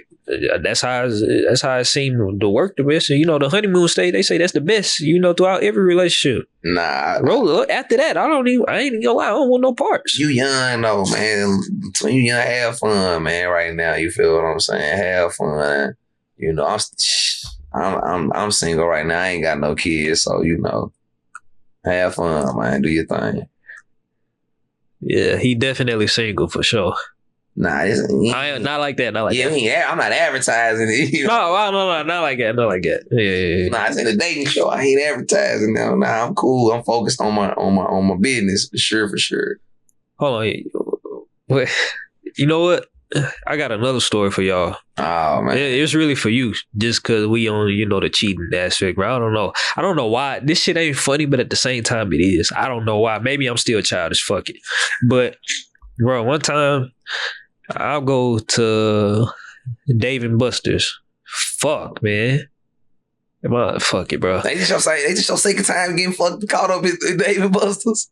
No. The first time we were what? No. What you talking about?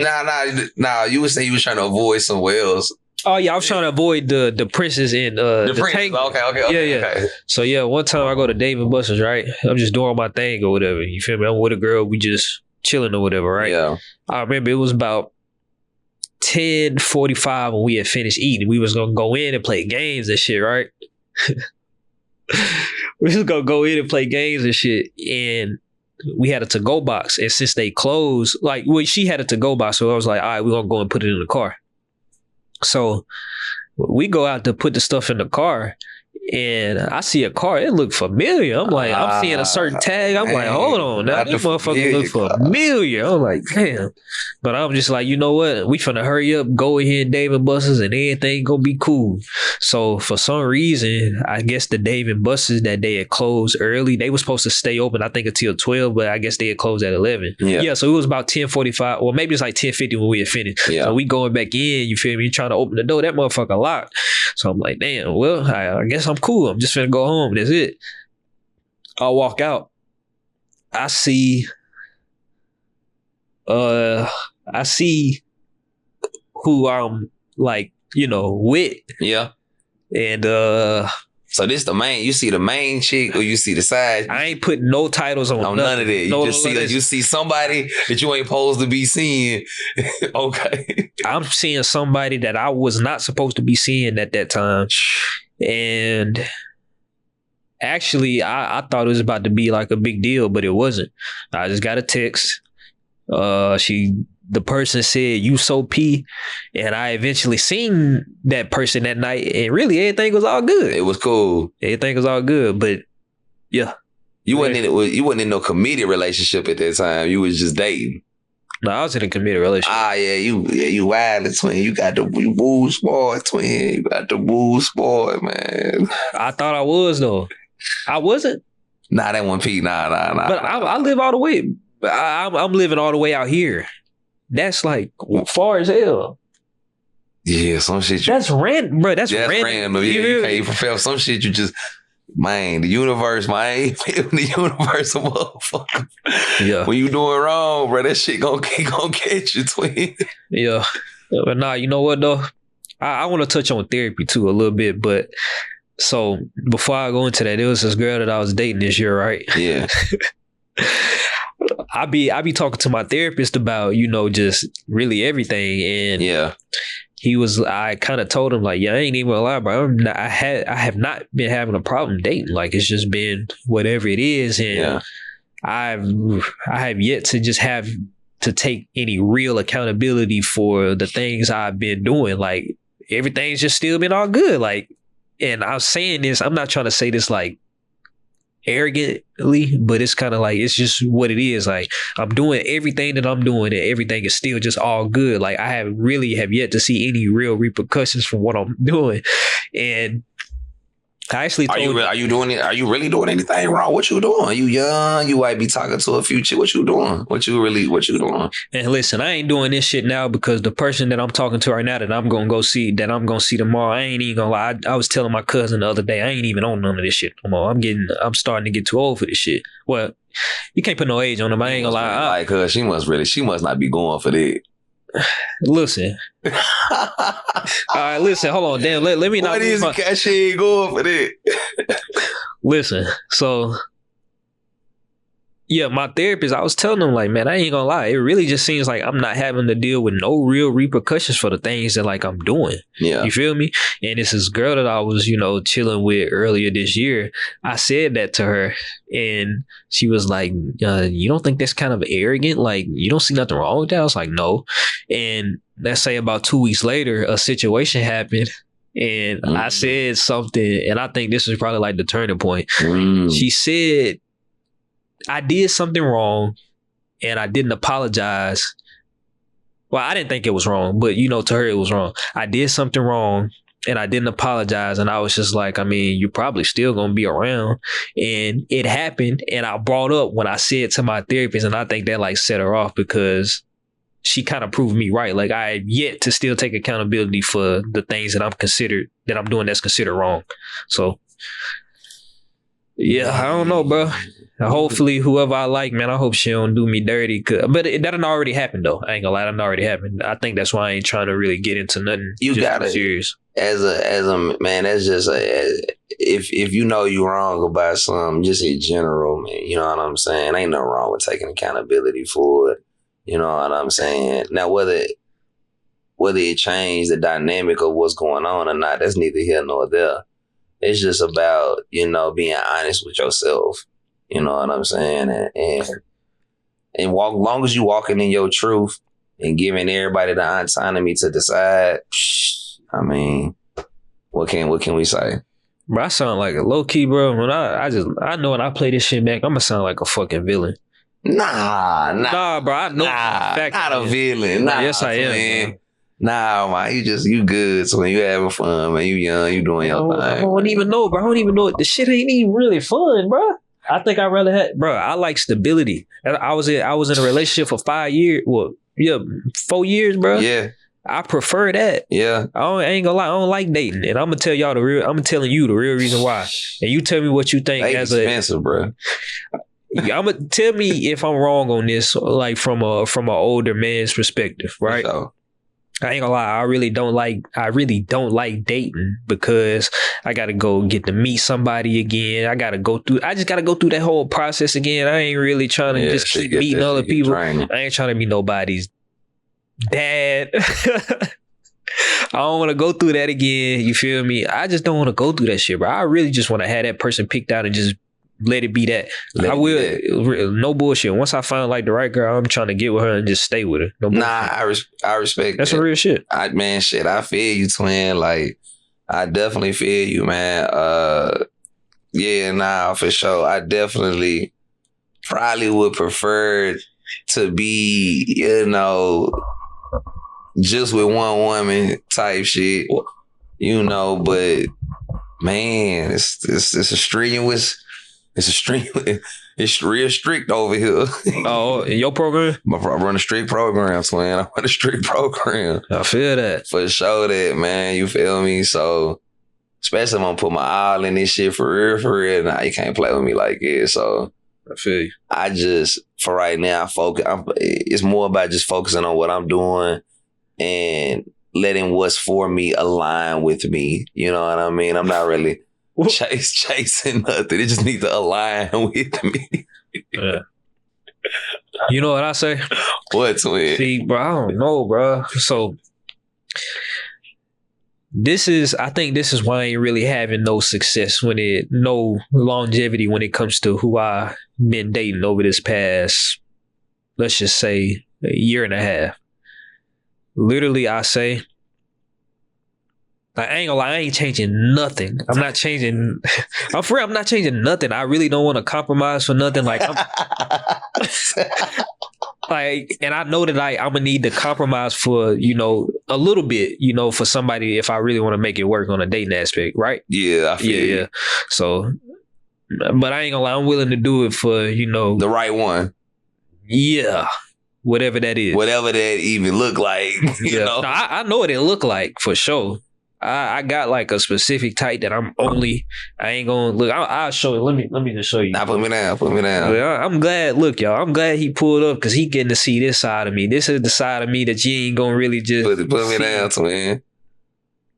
I definitely got some little fine shit in the cut now.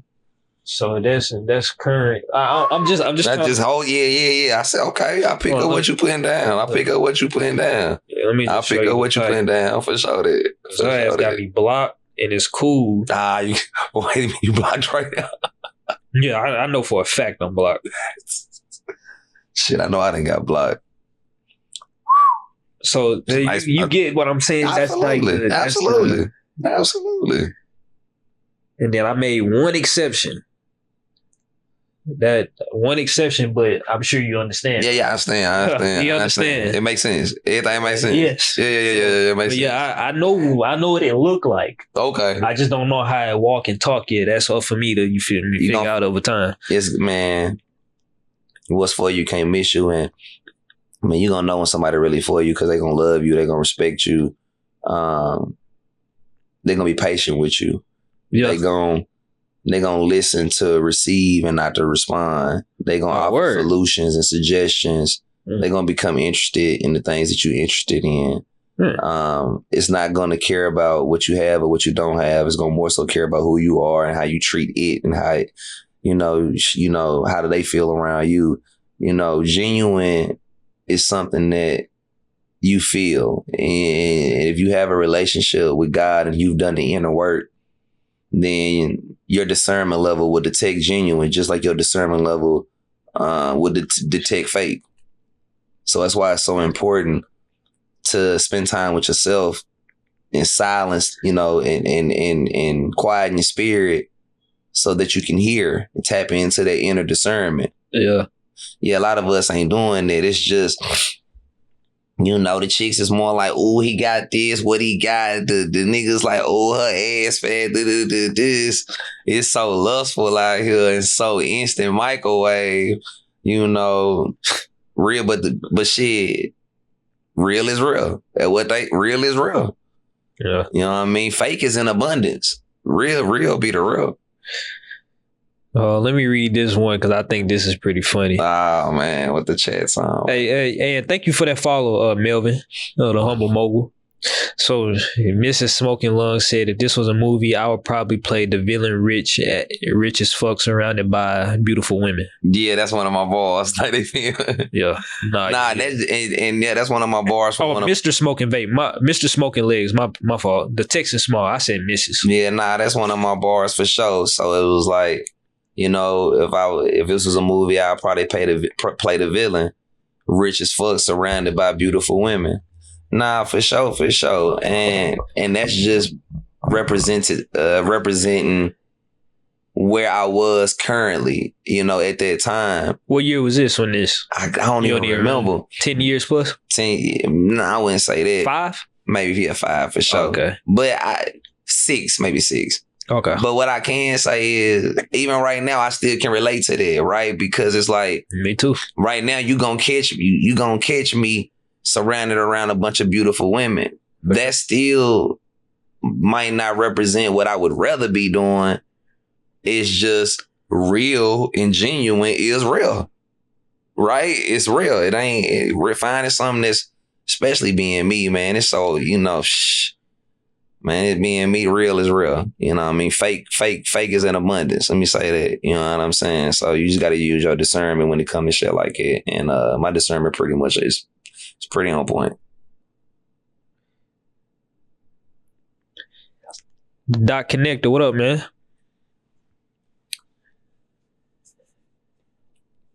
Were you looking at the chat too on your phone? I can't see the chat. Let me go. Oh, okay. Let me go to the chat, see what the chat's on. But yeah, it's late on a Tuesday. I ain't really expect too many people to just, you feel me, be on here. Yeah, shout out to everybody that's on here though. Hey though, I gotta tell you something funny as hell. My cousin said. What'd he say? I think you know my personality pretty well.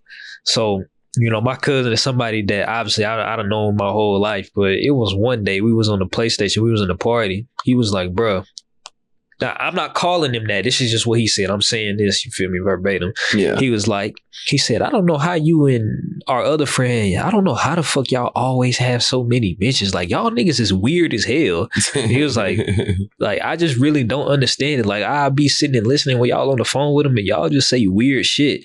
And honestly, women love a man that'll build a relationship with them outside of something just physical, right? Explain. They be their friend first, get to know them first, laugh with them, joke with them, relate to them on something outside of just trying to fuck on them. Well, you know what I say though? What I try to tell them is, and I don't know if you could tell me what you think about this or not in the chat, but I think like girls might not just, most women won't just flat out say like, yeah, I like the geek / nerd, but that's literally what I am to, I think, damn near to the highest degree. Sometimes depending on like what, maybe not sometimes depending on like how I dress, but I'm a flat out geek. And I swear most women, I swear like they love that. I don't know if maybe it's more of my personality, but like geek niggas like me. Man, you know how many quote unquote, just beautiful women that I've run into that, facts. Man, on the outside, you might look at them and put them in this baddie category. Oh, yeah. I know. But on the inside, they at the crib watching anime, hair tie, sweatpants. She into Harry Potter or, reading different books, things that you would associate with being a quote unquote nerd or geek. Yeah. But fuck the label. None of that don't matter. Do you make a laugh? You might make a laugh. You feel what I'm saying? Females like to laugh. Shout out to her 34. Huh? Shout out to her 34. Man, shit. What they say, the way to a man's heart is through his stomach.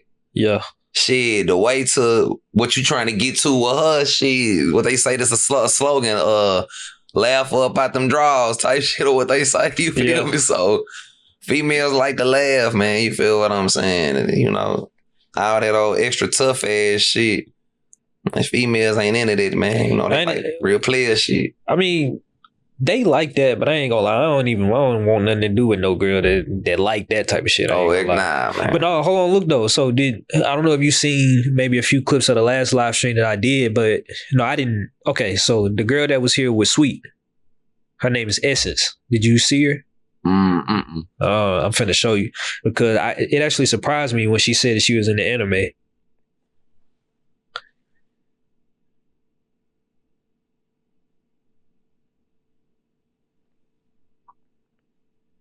Shit, just look, this her though. It actually surprised me when she was in the anime. You seen her? I see her now. Damn, you don't look too amused, my nigga. What you mean? Nah, don't do it like it. Nah. I'm just saying. I see it. Let me show you. I see it. You see it? I don't think you got a good look. Okay, yeah. Shout out my girl, Sweet Poison. That's my girl. All right, but no, yeah, it surprised me when she said she was in the anime. I was like, man, for real? Man, she was asking me if I watch anime. I actually don't watch anime. Man, I think, man, I was hanging out with this chick and she was into it. And I really wasn't fucking with the shit, but what was it, Ragnarok or some shit? But she was so bad. She was so bad. I done binge watch 8 episodes. Like, I done binged out on about 8 episodes, bro. Well, so did you fuck with it? You know what? I actually did fuck with Ragnarok, the show, whatever. I think I might be saying it wrong, but I fucked with it once I got into it, for sure. That ain't saying I'm finna go home and turn some anime on or nothing like it, but because I'm definitely not. But I fucked with it when I checked it out. I'm pretty open minded when it comes to stuff. What type of shit you be watching for entertainment? Mainly. Man, right now I just moved. I just moved downtown. Oh, you just moved there? Yeah, I just moved downtown right now. So I got a spot, on the 10th floor overlooking the entire city. Damn. In the heart of the city. And I really ain't even been watching TV, man. When I do get a minute, when I'm not busy doing something, I get a moment to sit down. If I want to look at anything, shit, I'm look at that view that I got overlooking the city. I feel that. For sure. But I guess if I was going to get into it, what was the show I just watched on Netflix? I Will Find You. I Will Find You. It was a limited series on Netflix. I just watched it, had me in a chokehold. But I'm in all kind of stuff. Like my favorite movie, Harry Potter, the Harry Potter series. Oh, that's what's up. Oh, yeah. That's one of my favorite. Like that's anytime anybody asks me my favorite movie series, is the Harry Potter series. For sure. But I go from there all the way over to Shotters and Billy. It just depends on how you want to play it. You know what I'm saying? Play the field, but for sure. I'm in all kind of things. Yeah, so I never really watched much TV growing up. Yeah. Maybe past age, maybe like, I don't know, 8 or 9 or whatever. Yeah. Because I was, heavy on the computer. But one thing I've always done, and I don't know if it'll ever change, is how it's kind of normalized now for people to, watch people play other games. Yeah. Basically streamers. That's what they call streamers now. I've been doing that for the most part since YouTube came out. Like that's something that I've always been into watching. I watch car videos. I watch gaming videos and interviews. That's all I watch. Like I don't watch like no TV now for real. I watch a lot more interviews than anything. Like I love Gillian Wallow's. I love the $1 Million Worth of Game. I like Big Facts and DJ Scream on the Big Facts podcast. Did you like the Big Facts 6ix9ine interview? You had to watch that, right? I seen the interview. Yeah, from what that answer, it kind of seemed like you didn't like it. I wouldn't even say that. I seen the interview. I fuck with Bank. Shout out to Bank. I fuck with Bank. All right. I fuck with I know Mano and Fabulous. They got a podcast that they doing. I fuck with that. But I earn your leisure. I like to fuck with shit that's gonna feed my mind. You know what I'm saying? Yeah, for sure. Yeah. So what I like to call it, and I don't even know if like it's hypocritical because like I don't even want to say I feed into it because I give my content like it gives knowledge too. Yeah. But most of the stuff that we can get the most entertainment out of, you ain't really learning nothing from it. I call it brain rot. Brain rot content, yeah. But I'm kind of the same way. I actually like my favorite thing actually to do is learn. So if I'm not like learning something from something I watch and I really don't like it. And if you if anybody want to make sense to, the stuff that I watch, gaming, like I can relate it to sports. Like you can watch it for entertainment aspect and you can also watch it to, I don't know, learn stuff about the game. Like I feel like that's part of why I'm so good at, first person shooters. Like I've been watching other people play them and myself play them for the longest time. It's kind of like going to basketball practice. Yeah. And then I watch a lot of car videos. Like I'm very informative. I'm very informative on, just the whole automotive industry just because like I've always watched hella car videos. That's how I knew how to get which car did I have and not pay like a lot of money because I knew exactly what to look for.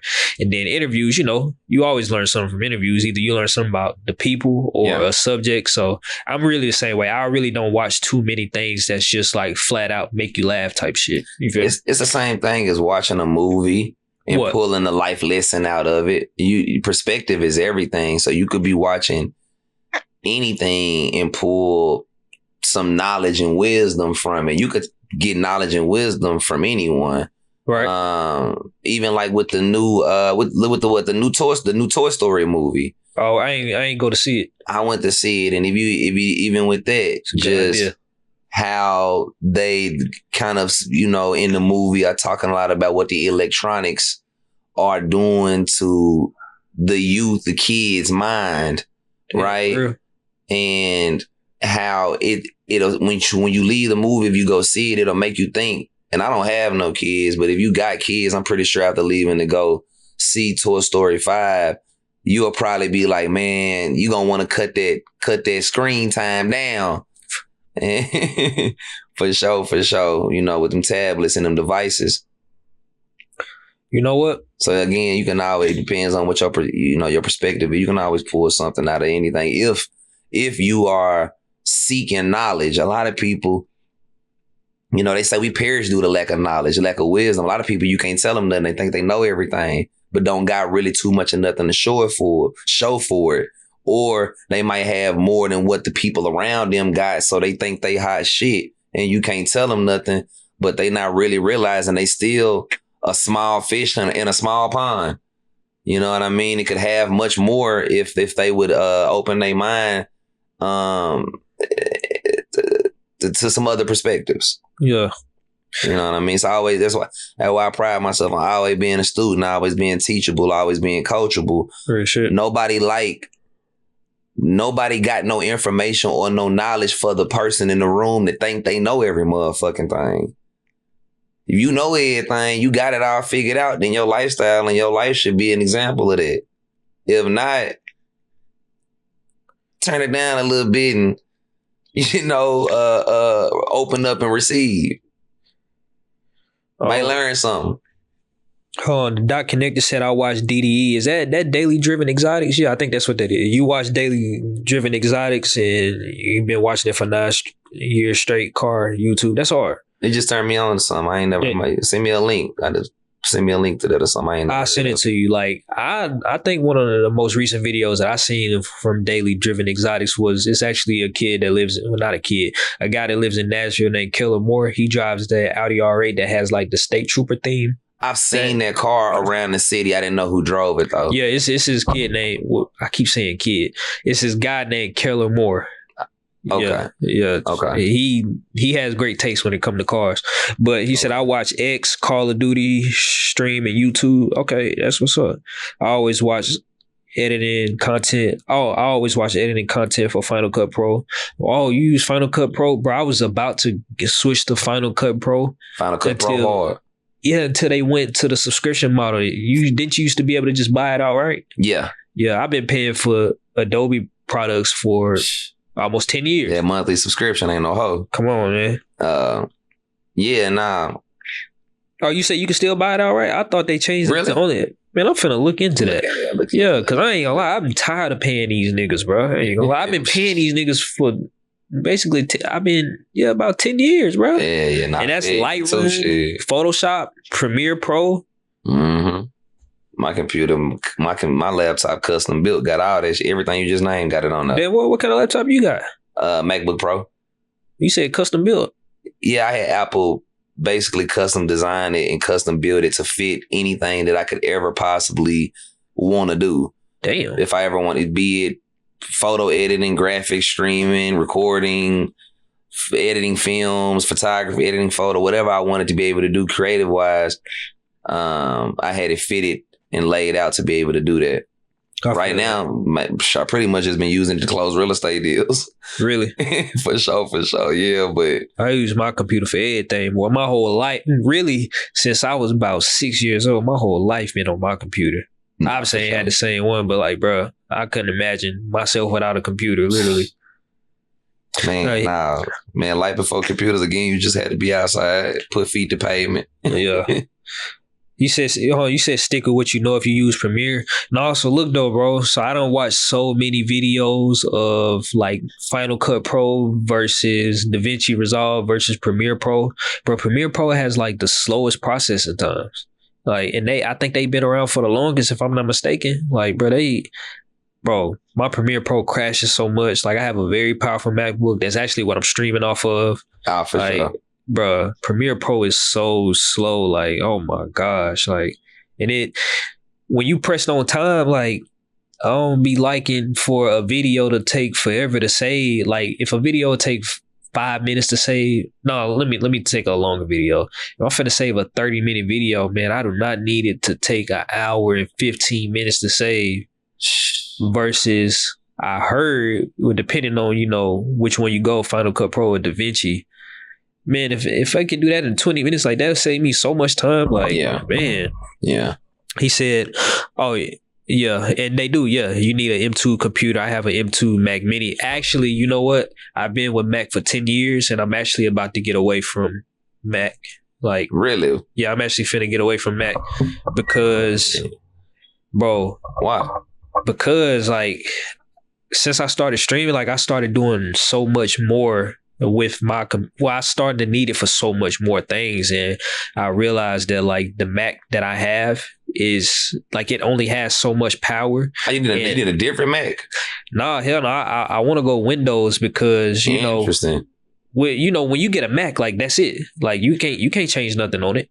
You feel me? So you had to upgrade every now and then, if like every 5 or 6 years, if you want to get more speed or whatever. You know, with those Windows computers, you know, you figure out how to switch out the parts or processor or whatever. You can, I ain't gonna say you can keep your computer forever, but you can keep it longer. And like, well, how much I spent on this, I could have got a code. I could have got some code. I just like the operating system with Mac. Me too. Man, I ain't gonna lie. The operating system is just seamless. Yeah, the fact that, like, my phone and my watch and my computer is all connected. Like, that's really the only thing that had kept me on Mac. Yep. To be honest. Yeah, the like, operating system. Yeah. Yeah. And you know what, Apple, I think they done always done a good job of, like, they ain't never really first when it comes to anything, but when they do something, like, they do it right. They the biggest, man. They know how to brand. They know how to brand and market they shit. Everybody can learn from Apple, man. Real shit. They know how to brand and market this shit. Real shit. They're selling us goddamn $1,500, $2,000 phones and shit. The fuck, you must got a Pro Max or something. What you got? Yeah, I got the Pro Max. God damn. Hell no. The 17 Pro Max, I think. Whatever the newest one is. Hey, he said 2 Chainz and his son podcast dope. You know about that? I checked that out too, yeah. Yeah, My Guy Vibing with Vito podcast dope. It's Up There podcast dope. I know it's about up that. there. That's Big Loan. Oh yeah, that's my dog. I shout out to Loan and shout out to Loan. That's the homie. You should do an interview with him. Yeah, nah, for sure. I'm gonna get over there to Loon. Me and Loon and chopped it up. I'm gonna get over there to him when the time is right. For sure. Yeah, Jay Hill podcast. Yeah, I like his too. Okay, shout out. He did a real good interview with Key Glock. Yeah, I watch Abram Mitchell YouTube channel on real estate. Okay, nice. Yeah, Abram. You know about him? Man, that's the bro. Abram turned me on to a lot of game and a lot of relationships. That's hard. Yeah, that's the homie. See, shout out to Abram. That's what I always loved about the internet. Like, growing up, my mama told me, like, man, you know, you gotta watch what you read on the internet because a lot of it ain't true, and that is facts. But man, I learned so much stuff from the internet. Like, I actually learned how to make beats from the internet. Yeah, I learned how to all this. I learned how to do this from the internet. I ain't going to school for none of this. Like, I literally learned this from learning the basics off the internet and then wanting to know it myself and just, you know, trial and error and figuring it out. It is for real, for real. He said, now for streaming, I can understand you going to PC, but when it comes to editing, I would never leave a Mac. Interesting. Very interesting. Just because it's so integrated vertically into the technology space, it's extremely hard to get away from Apple and Mac products. Facts. If you're doing a lot of things on a massive scale. That's facts. Yeah. Like that interface, for example, I'm pretty sure I used to hate when I was on my Windows computers because I had 2 Windows computers before then, and you had to download drivers for that. Man, with Mac, you just plug in. So Mac and Apple products have become They integrated vertically to be industry standard. So a lot of systems and components don't even work unless you are working with an Apple product, a Mac product. Yeah. Oh, so what you use to record? You use Pro Tools or you prefer Logic? Pro Tools for sure. Pro Tools. That's interesting because most people that I've seen on Mac, they usually be using Logic. Like I actually learned how to record on Logic just because it's easier. Yeah. But Pro Tools is an industry standard. Every major recording artist record with Pro Tools. Yep. So if you want to get that sound quality where it need to be, you can't take the easy route. You got to go put that extra work in and learn their Pro Tools. Yeah.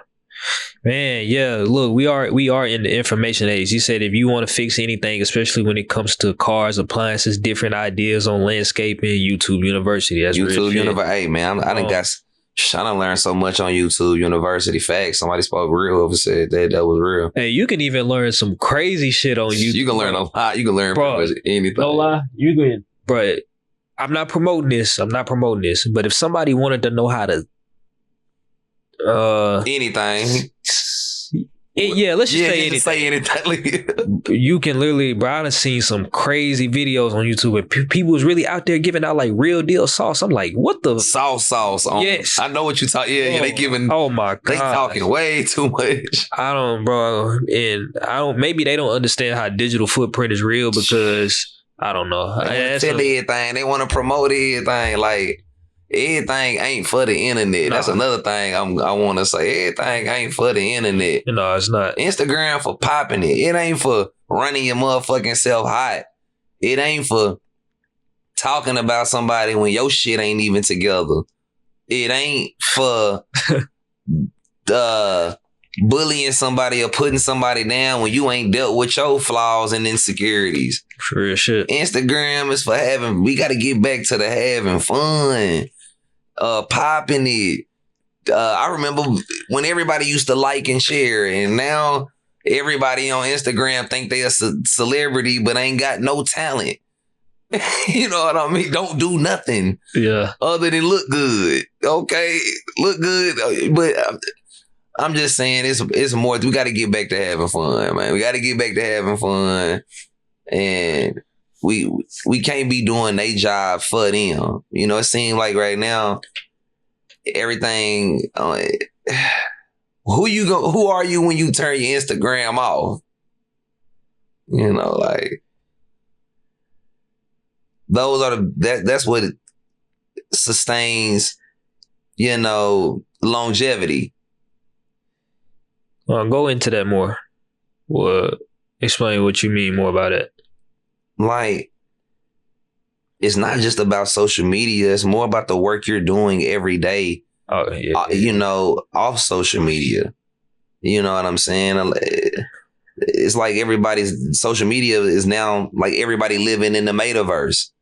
Everybody believe that they are their Instagram image. You know, because in the metaverse, you can be whatever you want to be. On Instagram, you can be whatever you want to be. You know what I'm saying? And, you know, you careful, you live a lot long enough, you'll start to believe it. You'll believe your own lie. You know what I'm saying? Like, you got to come off Instagram and actually, you know, don't just spend all day looking rich. You got to come off Instagram and actually go get rich. Go get it's out there. Go get it. You know, for sure that. So what y'all got to say about what he just said? I'm going to read the rest of these. Hold on. He said, I'm like you. I don't watch TV. I watch YouTube, bro. When I first got my first place, my mama was asking me, she was like, you don't need no cable? And I'm like, mama, hell no, I don't need no cable, bro. Don't watch that shit. This is when the Chromecast first came out.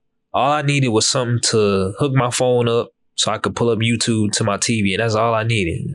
We was the youngest watching cable and shit. We ain't nobody watching cable no more, man. Well, this is about 2018, 2019, though. So, I mean, yeah, cables, I don't know if cable I think even right 2018, 2019, I think people really have stopped. Even then, wasn't even really fucking with cable like it. For real. As long as you got your Hulu, your Netflix, your YouTube, and your Amazon Prime, and your few little other ones, you straight. What you think the best one? What's your favorite one? my go-to streaming like platform. Yeah. As far as for movies and shows, movies and TV shows and shit. Like, but just for you, I'm gonna pull up Netflix first, for real, and then I'm gonna go Amazon Prime. Then I'm gonna go Hulu. Might check out HBO Max if they got some little exclusive shit going on. Slide over to Apple Music TV because then they only play certain shit. Yeah, but yeah, for sure. Hey, I done got done dirty off of Netflix, bro. Like, I done had 3 people give me their Netflix password, and then when shit go sour, they ain't fucking with you no more. They changed the password. Like, man, twin, I done had that happen to me too, man. I had a little shawty Netflix shit, man. I done had one little shawty Netflix, one little shawty Amazon Prime, one little shawty. Boom. Damn. Man. They all get mad. Next thing you know, I'm like, fuck it. Now I gotta go get all the streaming platforms. Hold on, bro. You just named like 4. Like, you talking about 4 different people? Man, bro, when I was outside, you outside, bro. Like, you know. Damn. Yeah, man. Gotta have shit set up, man. Hold on. You said all you. That was then. That ain't current. That's not current. Yeah. It's not current. He's that was saying then. That's deep. Notice the hands went left. That was this way. This is now. That was then. I'm here now. You know. Yeah. Hold on. So you say you use Instagram to watch the artists you believe in, and you said folks using the internet wrong. You're supposed to use the internet to build your brains and following and get into the bag. That's facts. Not gossiping about other people having motion. Use it to get your own motion and bag. Whoever said that, yeah, for sure. That man, I stamped that. Yeah, for sure. Yeah, but at the same time too, bro. Sometimes I think that's just what. I don't know. Ain't that just what some people just do? Like, look, have you? Nah, I don't know. No, cause look, bro. I remember I went around some girls. Like most of the time, when like I'm just chilling with somebody. Like I say, most of my friends is girls. That's a cheat code that a lot of a whole nother story. Yeah, most of a lot of the people that I hang around with are girls. Bro, I done been around so many girls that it's like, I ain't gonna lie, all they do is just like talk about other people. I don't know. Is that just like, nah? Fuck! I should never said that. No, that's some young hoes, man. You got to get around some grown women. Grown women ain't doing all that. Grown women ain't sitting around discussing females. I've been around some grown women that done shit. They do that. Yeah, nah, I ain't saying they don't do that shit. But then it's just you got to get away. When I say young hoes, it ain't an age. It's a mentality. Okay, yeah, I feel you. It's an energy. It's an aura. Young hoe, an aura. Yeah. Poverty mindset. That's just, and that ain't just women. That's just people. Anybody that's sitting around talking negatively about somebody else is someone who ain't got enough shit going on. Yeah. Because I'm somebody I am motion. I tell everybody, I am the wave. Yeah. You bringing a surfboard to ride it. Yeah. This shit these waves been going on before you. So it like, people like myself that's having real shit going on, I'm not sitting around talking negatively about anybody. Like, I could give a fuck. That's why I said what I said in my post, because it's been a lot of that going on for me, and I honestly never understood it, because I swear I think that like I stay to myself, like and to the point where it's like it's hurt relationships. Like, I think I kind of told you that, didn't I? That last Wednesday, like I didn't realize that like I be so solitary that it doesn't even make people that like I actually fuck with think I don't fuck with them. So I've been trying my best to, just get out of that, because, I do care about, the people. You feel me? Well, my people, you feel me? Man, yeah, I was in that phase at first too, and now I'm on some shit like the people that know me. They know I love them and care about them, whether I talk to them today or don't. If I don't talk to you for goddamn it 3 months, when we do rap, it's gonna be nothing but love, man. But real shit. Elevation at any cost requires separation. That's fact. There's no way around that. That's you know what I'm saying? And that's why you see you see the people who moving in packs but not necessarily elevating. That's because they have the issue with the separation part. A lot of people can't be alone. And in order to elevate, you're going to have to spend some time by your motherfucking self. Yeah. For sure that. Oh, you know what YouTube? Oh, YouTube. Oh, I'm sure. Okay, you said your favorite is YouTube because I can go to websites and still get that. Hey, no, I ain't gonna lie, y'all. The only thing I pay for is YouTube Premium. That's it. And for real, I got Hulu too. And really, I don't even watch it. I just one of my friends is still, using it. So, man, I'm paying for all this shit. I think the only one I don't pay for is like Netflix. I think I got one of my partners Netflix or some shit like that. But you paying for all that shit? Huh? You paying for all that shit? Man, I pay for all that shit, bro. I gotta build some better relationships, man, or something, man. God Damn. I'll pay for all the streaming platforms. Goddamn it, Apple Music, everything. The only thing I don't pay for is Netflix, man. Shout out to my partner who gave me the Netflix password, put me down. Oh, you said you need to put all those subscriptions on a credit card and build your credit. But go ahead. I already know what you're finna say. We already on there, but yeah. Yeah, shout out to my mama. She got my credit right and been holding it. I've been holding it for, a good minute. Yeah. Yeah, credit is very important. Overtly. Cash, I damn near say credit more important than cash. I heard that a lot. You want to speak on bankroll? You need that cash, but you can't do Nathaniel without that credit. Yeah. Not having credit gonna make you have to always use your cash in the name of the business is to save your liquid cash. Mm-hmm. You know what I'm saying? And leverage other people's money in order to continue to make money. And the way to, leverage other people's money is usually more often than not having good credit and building the right relationships. Yep. There's like YouTube TV come in clutch too. Oh, see, I don't have that. I got YouTube TV. What's the difference between YouTube TV and just like regular YouTube Premium? Like YouTube TV will let you play certain shit like certain sports games and shit that come on, certain movies and certain shit like okay, that. I see. I don't be watching that. Yeah. I don't be watching that type of stuff for real. You got Prime Video, Netflix, Hulu, Disney, and Apple TV. God, you paying for all that? Man, I pay for all that shit, man. I think he paying for all that too. Hell yeah, man. Shout out, man. Somebody tap me in. Matter of fact, go in my DM and somebody send me their password for all that shit.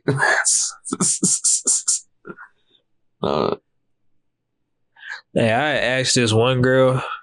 I asked her like 2 days ago. I was like, "Hey, what I got to do for your Netflix password?" And she just laughed the whole time. I was really dead serious. I need some, bro. I'm finna show you. I think if I go to Netflix right now, it's probably gonna say like, so and so is not a part of this household. I'm finna pull it up. Oh shit! I ain't gonna hold you, man. Damn, I know I'm paying the grip. Couple $100 a month and goddamn it, just streaming platforms, man. This shit crazy. Hey, really? I don't even know why I'm even. This shit done got more expensive than cable. Let me see. Let's see if she changed it.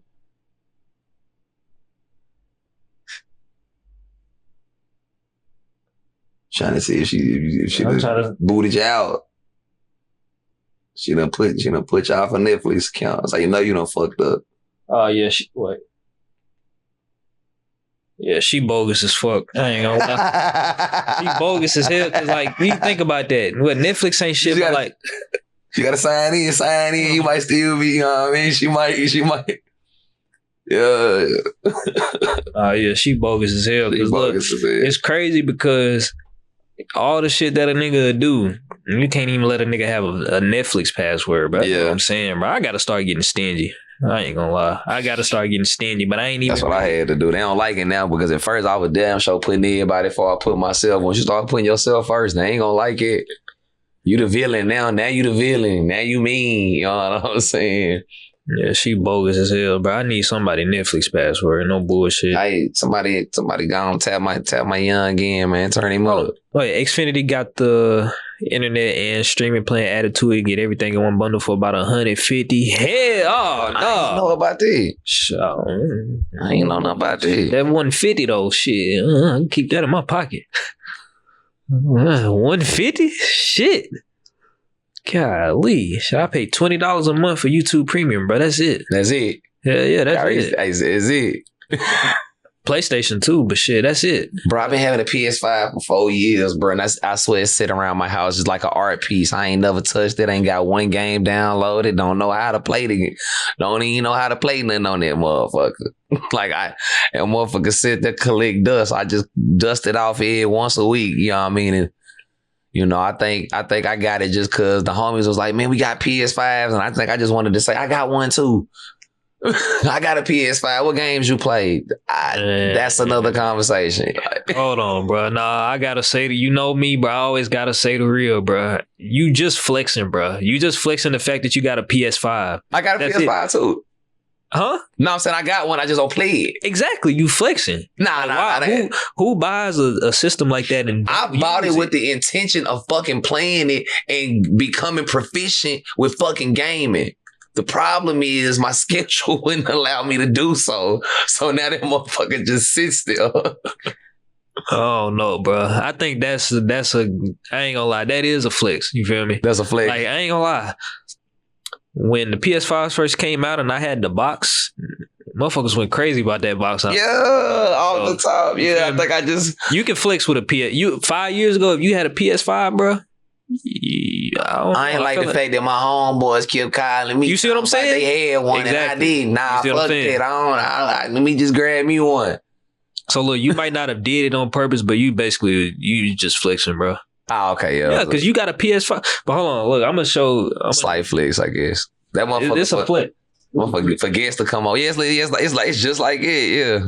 Well, you know what this is? Nah, you hard now. I don't know. That's something hard. I was talking about it looked just like it. Oh yeah. Look, y'all, I done showed y'all this plenty of times before. He don't know what this is because he don't play his shit. Nah, what is it, twin? Where that one go? Damn it. Oh, right here. Somebody got to show me what games to play and how to play. Ain't nobody turn me on. Oh. You hold the difference. Oh. Tell me. This one feel better right here for sure. This boy like this luxury controller. And I press just press all the buttons and shit like that too. Let me see right here. Okay. Right. Let me see. This motherfucker look just like a cheat code or something. This must be like a cheat code. So look. Yeah, this one. You got it. The buttons on the back. Yeah, that's hard. Yeah. That's different. Once you got a PS5 and you got one of these, that's how you really flex though. You know you certified. You stamped. Yeah, that's how you know you're really playing the game. You really get out. You get busy. So for the people that don't know, it's a DualSense Edge. It's the regular DualSense controller. Ever since I picked this up, I have not used one of those. This is $200 just for this controller. Crazy, but I swear it's 100% worth it. I can adjust my triggers. Like I got like mouse-like triggers. What games you be playing? Right now, I play a lot of shooters like Battlefield. Okay. This game called Rogue Company, but based off how much work that I've been having, really all I've been playing is Battlefield. See, man, I was fucking with shit like I used to fuck like Mortal Kombat. Now you like to fight? Well, no, look, if you were playing Crash Bandicoot, look, if you was playing fighting games where you could benefit from a controller like this, because basically what this is here is so. I don't know what you call these. I don't know what you call these controls right here, but the ones on the back right here, you can basically map these. And when I say map, you can put any button on here. So let's say if you playing Mortal Kombat, right? And I don't know, circle is how you kick. Yeah. Instead of having to move you can touch the just use the back. Yeah. Sony make these though. Okay. Sony make these. Shout out to Sony. Yeah. So yeah. But now that's how you that's low key how you flex on niggas with a PlayStation. Some people be having, bro. My nigga, I got a friend named Quan. He be playing, you know that song Switches and Drakes? You ever heard that song? ABK Gates. I ain't not fuck shout out to ABK Gates, but I ain't heard Switches and Drakes. Okay. I don't know. I might have heard it and just don't know the name of the song. Yeah, Quan was on that song with him. Okay. That's one of they biggest group songs. But bro, Quan had one. When I sent this to him and I was like, look, bro, look what I got. Man, this nigga had it. This nigga don't even play his shit like that. So that's how you know, this, niggas just be, it's a $200. Let me just get that, Let me just get that motherfucker. But I ain't gonna lie, I really use this motherfucker. It be like it sometimes. Yeah. For sure. That's crazy, bro. You don't think you should ever just sell your PlayStation, bro? Oh, I think I miss it. I miss it because it's like an art piece in my house at this point. It's like decoration, and I feel like that spot is empty in my house. Like, really though, it was at one point I was getting ready to. No, one of my friends was getting ready to like sell his just because he was like, man, I don't even play this shit no more, bro. Y'all just sit in the party. And one of my friends was like, it's two things that you never do. Sell your firearm and you sell your PlayStation. If you do, you bullshit. You bullshit. So, yeah. Maybe you probably shouldn't sell your PlayStation because it's just kind of, well, I know you don't care about what people think, but the stigma that come with that, like, nigga, you sold your PlayStation? Sold your PS5? What's going on? Like, damn. Can't even listen to his music no more, man.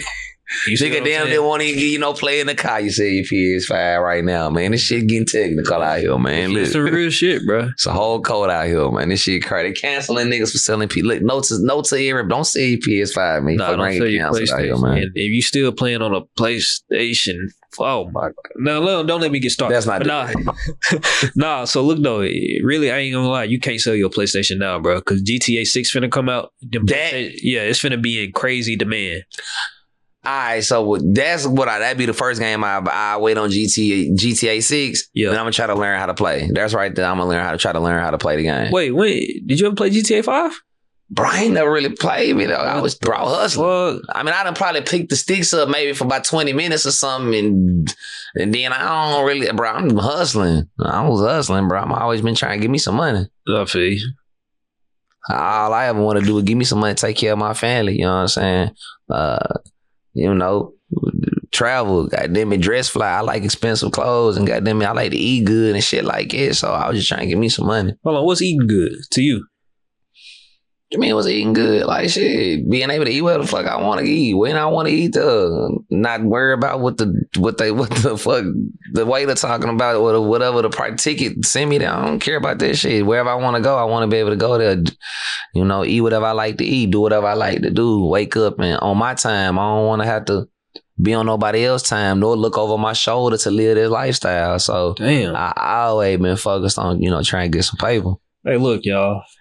I ain't gonna say, when I say something like that, that's how y'all gonna know that like I'm completely straight, like I'm set for 10 years. Real shit. When I say that, when y'all finally hear me say that, like I still got more work to do. Shit, we got. Well, I'm talking about when I say it, because nigga, keep hustling, goddamn it, shit. They got to keep hustling. You got to keep hustling, but when I finally say that, that's how you know, like I'm all the way good. You feel me? That's bare minimum, bro. That ain't even being all the way good, man. That's just kind of being stable. That's just having your shit together. So I'm fucked up. Nah, fuck that. Nah, hell nah. I feel you. We live the life we want to live, and we do the things we like to do. And just because somebody likes to do this and you like to do that, that doesn't mean anything. It's just all about what makes you happy. You know what I'm saying? I remember, man, what's so crazy? I want to say like the other day, I was dropping somebody off at their car. Oh yeah, and I think I said something to you about this, and then they was like, well, right before I got to their car, because they hopped in my car and I drive whatever, drive what I drive or whatever. Yeah, and they was like, well, my car ain't like yours. It don't got all these purple lights and stuff in it, and I was just like, man, I don't like the fact that you even think that I'm the type of person that would judge you off something based like what you have or don't have, because all this shit can go tomorrow. Yeah. You feel what I'm saying? No, none of money, cars, clothes, your job title, your education, none of this shit define you. How do your character, your morals, your integrity, how you treat people, how you speak to people. That's what defines you, not your car, your Instagram followers or your clothes or real shit. Jewelry, not all this shit, man. This shit come and go, bro. That shit don't make you solid. That shit don't make you real. That shit don't make you an asset. You know what I'm saying? Yeah, I think like my mindset had like all changed on that whenever I first started, because a lot of the stuff that like I have now, I used to wish that like I had a long time ago. Mm-hmm. But after I started, just my whole chemotherapy process, like I ain't gonna lie, I ain't care about none of that stuff. Yeah. Literally, I didn't care about nothing besides like my health. So yeah, that's facts though. Like I don't really care much about my car. I really hate when I'm gonna just say girls just do the most about my car because truth be told, like, I don't know it. Like after I done got things that like I always wanted, it really ain't even all that. Shit, I mean, you realize, man, once you 100,000 is a lot till you actually touch it, and you realize, damn, that shit ain't no money. Mercedes is like your dream car till you get it and realize it gets from A to B like anything else. Design is everything until you like got a closet full of it and you look in your closet and you like, ah, damn, I spent all of this shit on this shit. And, exactly. I'm still pissed off about this. You know what I'm saying? Like, so that's why I preach doing the inner work, because everything I ever wanted, I accomplished. You know what I'm saying? Everything? For the most part, anything I ever want, I made all my dreams come true. Yeah, for sure. And so I would just say, you know, I was chasing money, chasing status, chasing cars, chasing material things, and I got it. And I still realized there was a lot of work I still had to do because none of those things was making me happy. Really? None of it. I went from, man, I done seen it all. I done seen being homeless. I done seen my lights, my water get cut off. I done seen every high and low that come with and experienced every emotion or feeling that come with pursuing greatness, pursuing abundance, pursuing trying to elevate out the trenches and out the slums. I done experienced everything that come with it and obtained it. We ain't got the money, we ain't got the cars, got this, got that, and none of that stuff gonna make you happy. You got to do that inner work and find happiness within yourself. And it wasn't until I did that, you know what I mean, to where that's when a true abundance and true success really started to find me. You know what I'm saying? So that's why I preach doing that inner work, man, because without doing that inner work, you gonna obtain all the shit and still be miserable anyway. So, you know, nothing external can make you happy for a long period of time. It can, you know, give you that dopamine hit that you need at that moment. Yeah. But once that's over, you got to go do the work still. Hey, have you ever been to therapy? Absolutely. For real? Absolutely. How long? Well, when was? I'm in therapy now. I just talked to my therapist yesterday. How often you go? Me and my therapist got we got a great friendship at this point. I've been in therapy probably for 5-6 years. Damn, bro. I just started going this year in like March. Man, congratulations. That's powerful, man. That's powerful. It's important. Thank you. It's important. It's needed. You know what I'm saying? It's needed. Yeah.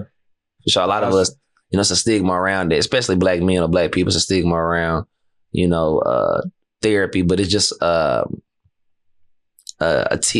piece of the pie, right? If doing inner work is a whole pie, then therapy is just a piece of it, right? And there's nothing wrong with utilizing all tools readily available to you in order to reach where you're trying to get to, whether that be peace within yourself. Because me, that's all I ever really been on. Really, if people that know me, I just been on a journey of just finding peace. You know, I just want to be at peace.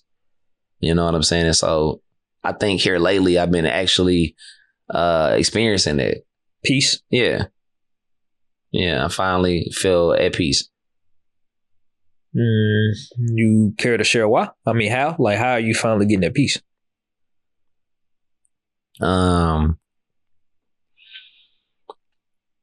Maybe letting go of the things I can't change, man, and just doing the inner work. Asking the tough questions. You know, going down a rabbit hole of asking them tough questions. You know, asking yourself the tough questions. Yeah. Answering the tough questions, man, and understanding that none of us are perfect. All of us have different traumas and different things that we've been through that have affected us, you know, in different ways. And so just kind of, you know, unpacking those layers and not being afraid to sit yourself in the hot seat and say, hey, I'm not perfect. hey, I'm fucking up over here. I'm not as tight as I need to be over here. And being able to sit with yourself and go inside and hold yourself accountable so that you can, get where you're trying to get to eternally before you can get to where you're trying to get to externally. Hold on, bro. You said I haven't sat down with a therapist, but I always try to take time and do things that are therapeutic that put me at peace. That's a piece of it too. Hey, all of that works for sure. I salute that. Yeah, I'm glad I started going to therapy. Real talk. Man, real talk, yeah. I ain't never been the person to just even talk to anybody about, my issues just because I always looked at it as like I'm just complaining. You feel me? So I ain't really like to do it. Yeah, it took me a while to get comfortable with, that whole thing too, because it was just like, I ain't complaining, don't nobody give a fuck. You a black man, suck it up, all this shit, And then you get to a point to where you realize that, something ain't right. I'm extra, I'm tweaking. I mean, let me tap in before I check out. You know what I'm saying? And snap out. For sure, man. And just you realize that you got everything, but when you don't have everything, you want it. But once you get it, and trust me, I know once you get money, large amounts of money or whatever it is that you seeking and you get it and you realize that this does not complete you, at that point, the real work begin. So I would just say do the work before you even get there so you can actually enjoy the shit. Hold on. So I'm curious to know at what point you checked into, started talking to a therapist, and I'll share your mind if you want me to, but I want to know why. What made you start going? Because you know what? This is actually the first time I done brought this up and somebody else is actually like, yeah, I've been to therapy. I done talked to 2 people about it. Yeah. Well, 3.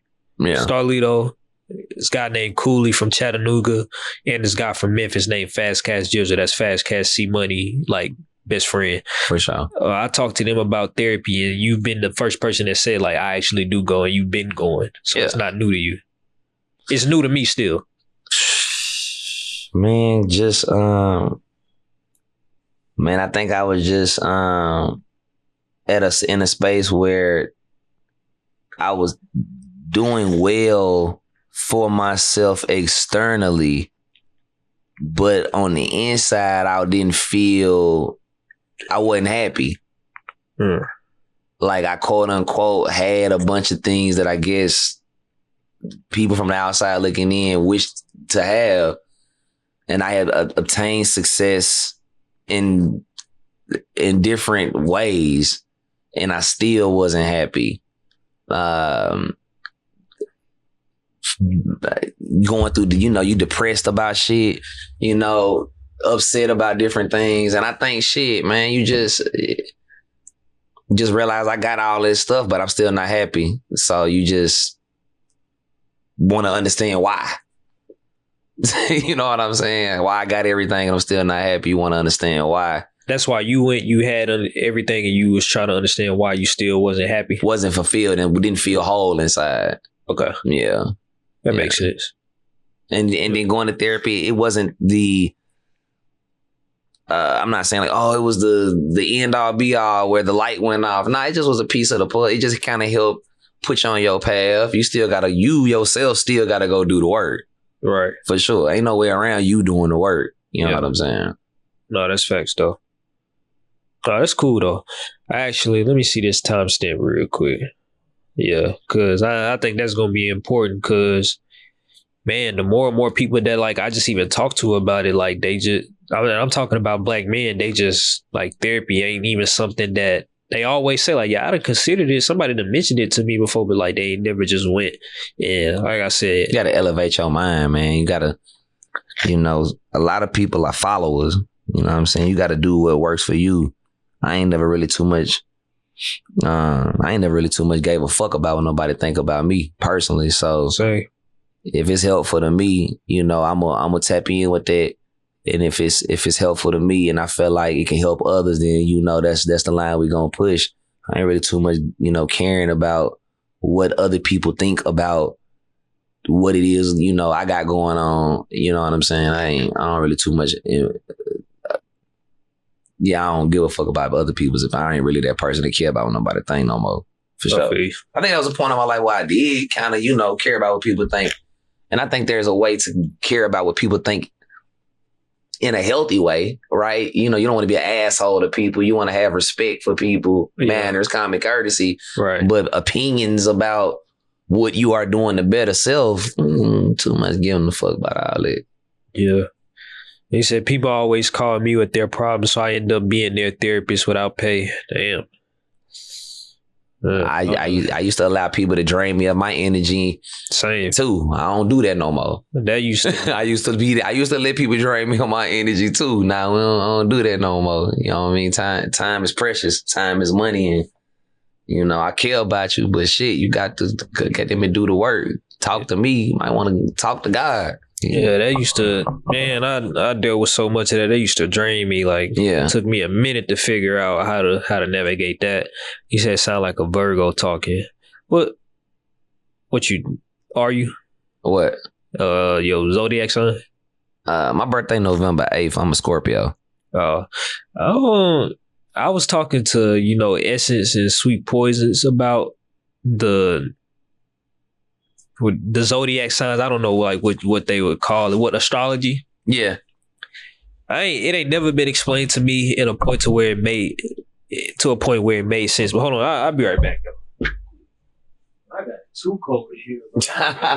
No, let me grab something myself. Shit. You ain't cold? Nah, I ain't cold. I'm my heart cold. I'm already a fever.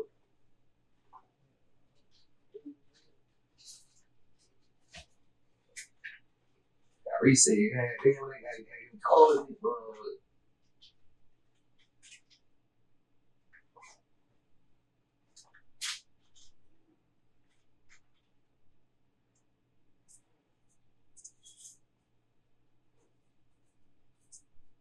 Boy said he trying to keep it equipment cold. My boy said he trying to keep it equipment cold. Yeah, got some goods. Oh, my bad. Gotta keep the equipment cold because, you know, you don't want nothing to overheat and I don't want nothing running slow. So cheat code for anybody that, you know, y'all ever be outside and it's summertime and then the iPhone will say it has to cool down for you and work again. Same thing for all electronics. I go to the gym every night, like 7 days a week. Bro. 7 days a week. And so I notice when I get in the sauna, my fucking phone will cut out.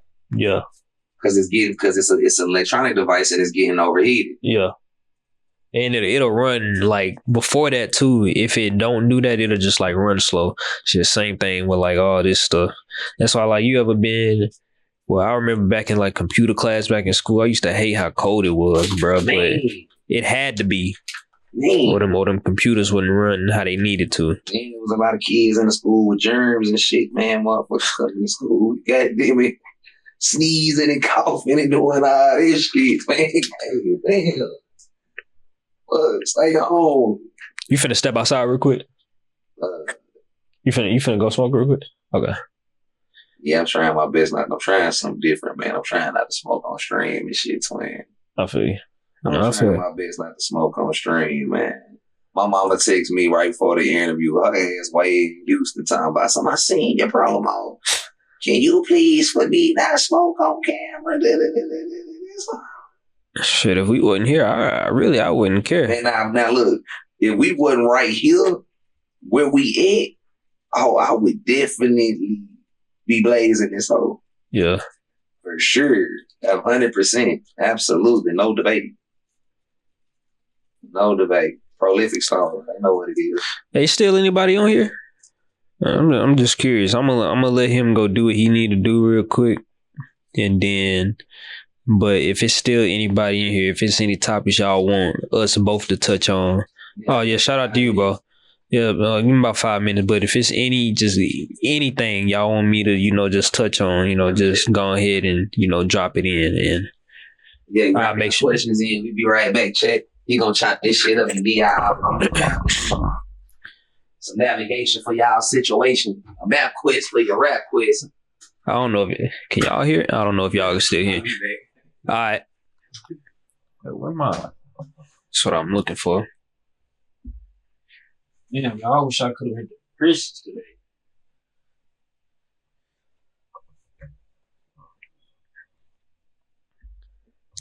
I'm gonna tap back in. I bet. Ask him the Pooh Shiesties. Oh my gosh, dude, man.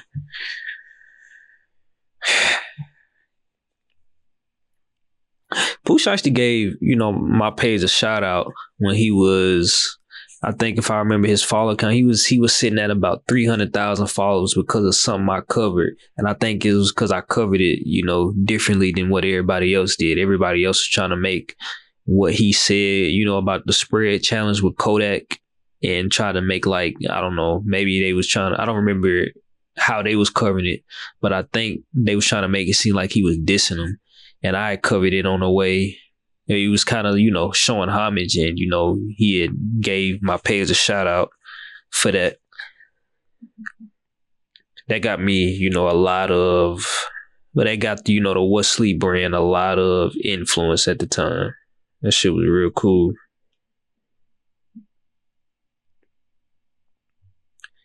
Damn, y'all know who I wanna...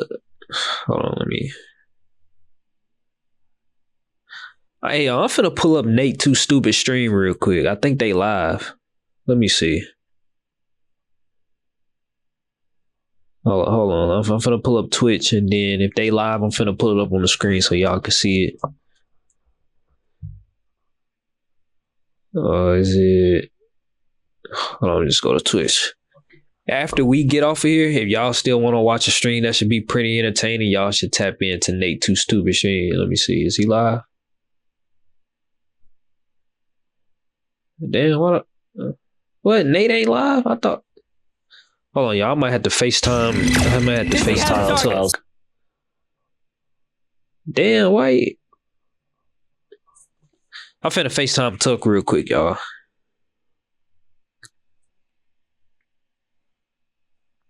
Copy and paste on Instagram. I can't post no link. You can? Yeah, no, they got me restricted. I be touching my hair so much. I'm still not used to having hair. Back when I was. What up, Claude? I let him say.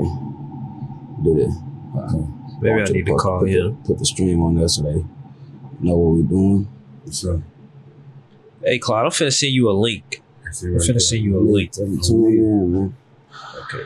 Yes. I see right there. I copy you. Yeah. They see the yeah. That's how they can click that.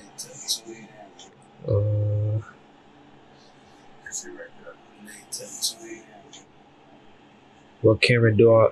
Okay, so look, I'm using a Sony A6100. That's what I'm using for streaming, bro. Wait. Oh, I hope I didn't just. Oh wait, bro, just came back. See. Yo.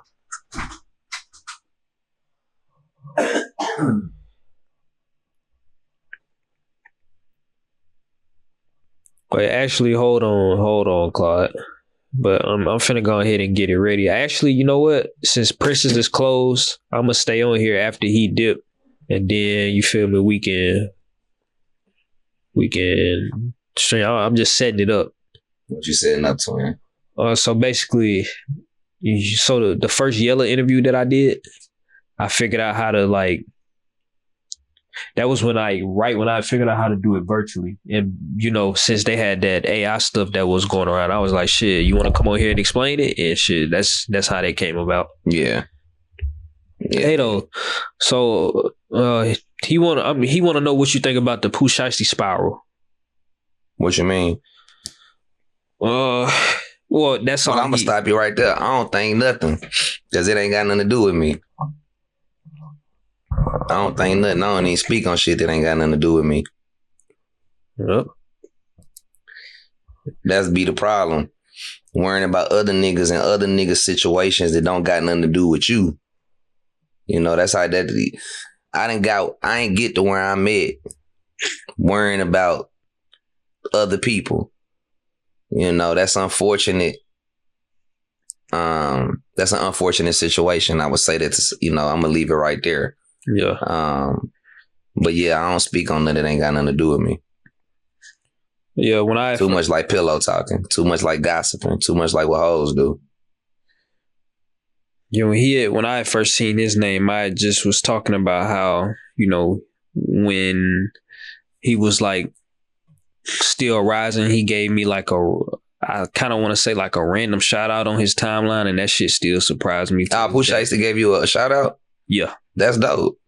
Yeah. That's dope. It was over something that I covered. Like it was when he first went viral for like how I guess how elegantly he had spreaded all his hundreds on. They call it an elegant spread. Well, okay. It was called the spread challenge. The spread challenge. You said he spreaded it elegantly. Yeah, I mean that's what everybody was saying. Yeah, but yeah, that's basically where the shout out came from. Like he didn't tell me he was finna do it or nothing like that. He just did it, and I was like, damn, okay, for sure. That's lit. Yeah. Have you ever did an interview with him?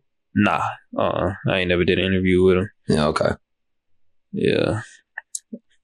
Yeah, we ain't never talked about it. I feel like maybe I was, when I think about it, I feel like I'm kind of tripping because like I know his dad and I probably could have, because I think at a certain point, you know, like a lot of people, they just really won't do nothing if you're not like close in their circle or you just got like a certain dollar amount to give. Yeah. So, yeah.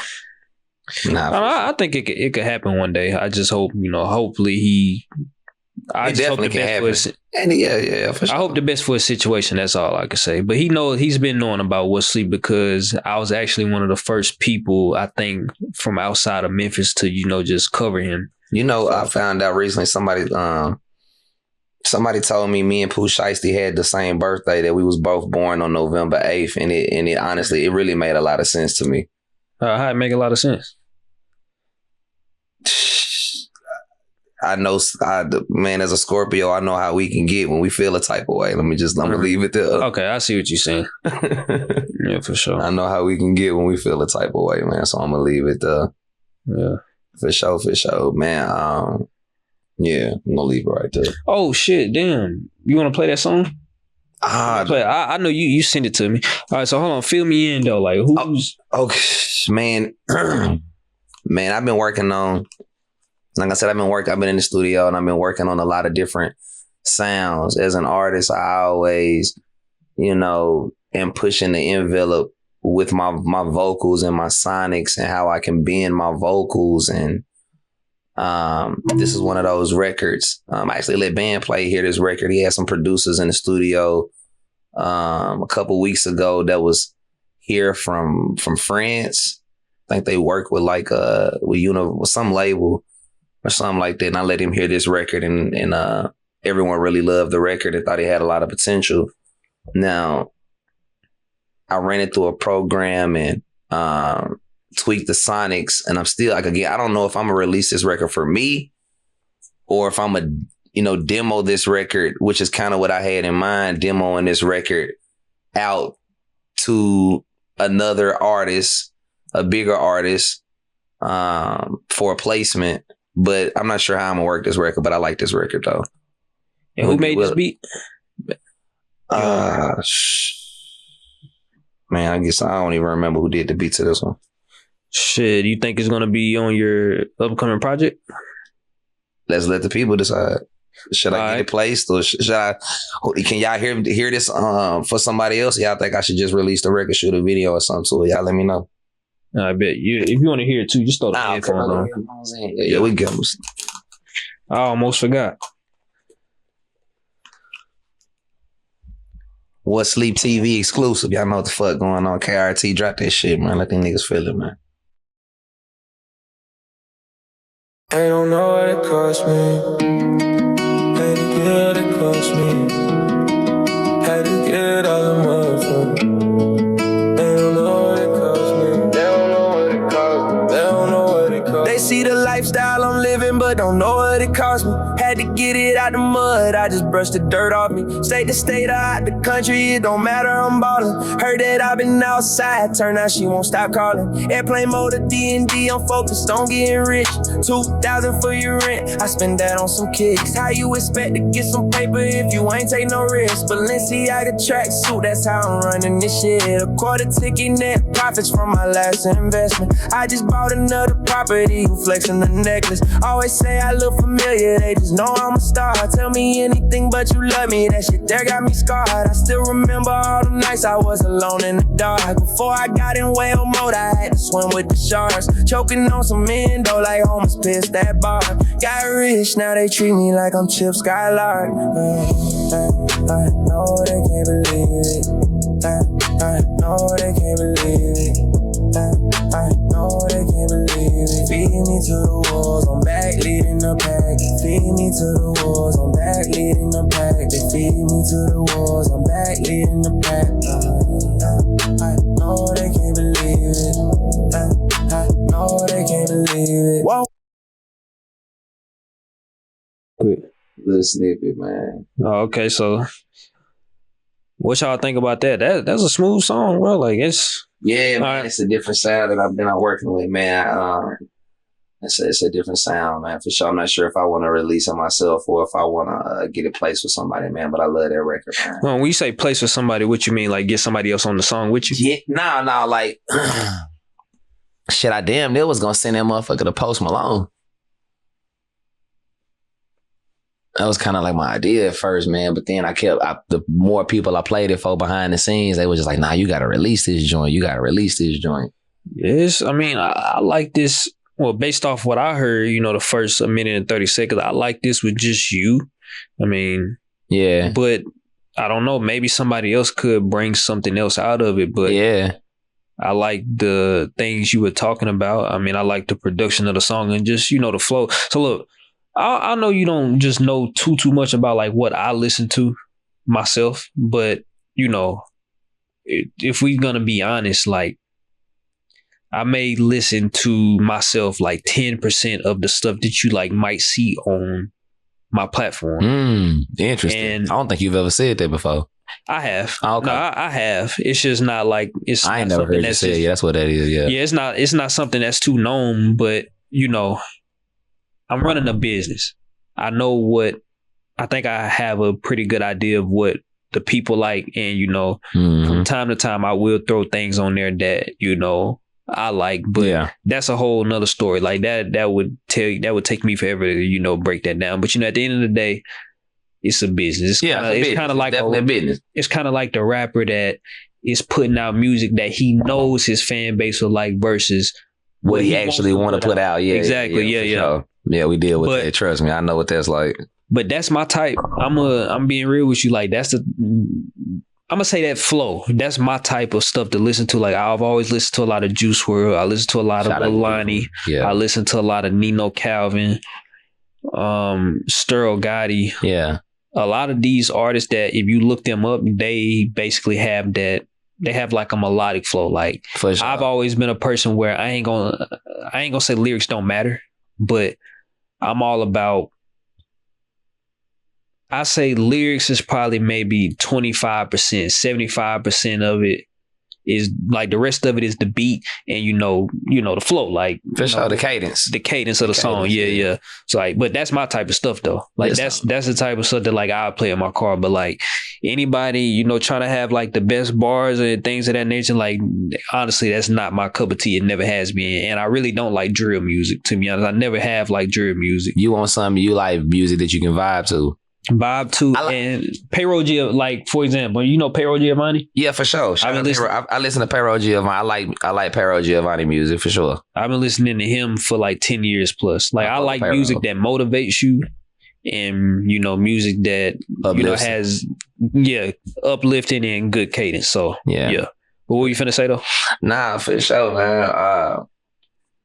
I like to think that the music that I make, I like to make the music that you listen to when you by yourself. You know what I'm saying? Them songs that you listen to by yourself when you just in the car cruising, when you dolo, or you at the crib, you might just be chilling. You know what I'm saying? Putting on something you don't want to be too hype, just something you just want to vibe and kind of think, you know, and let your mind go to a magical place. Yeah. You know, I like to fit in that pocket. You know what I'm saying? You might be at the crib born one, or, you know, just on a late night cruise, you know what I'm saying? In your thoughts, you know what I'm saying? You turn on some of that King Hoody. For sure.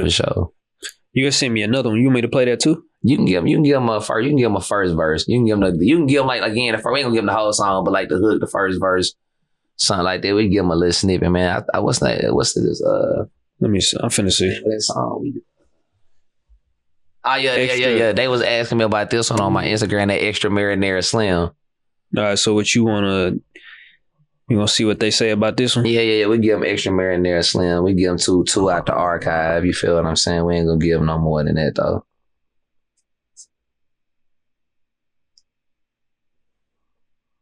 It's my new shit. Off the Prolific Project, What Sleep TV exclusive, KRT, King Hoody, Extra Marinara Slim, what they call me. Wait, the file showed up as papered up. Is that still right? That's it, yeah. Okay, I bet. It's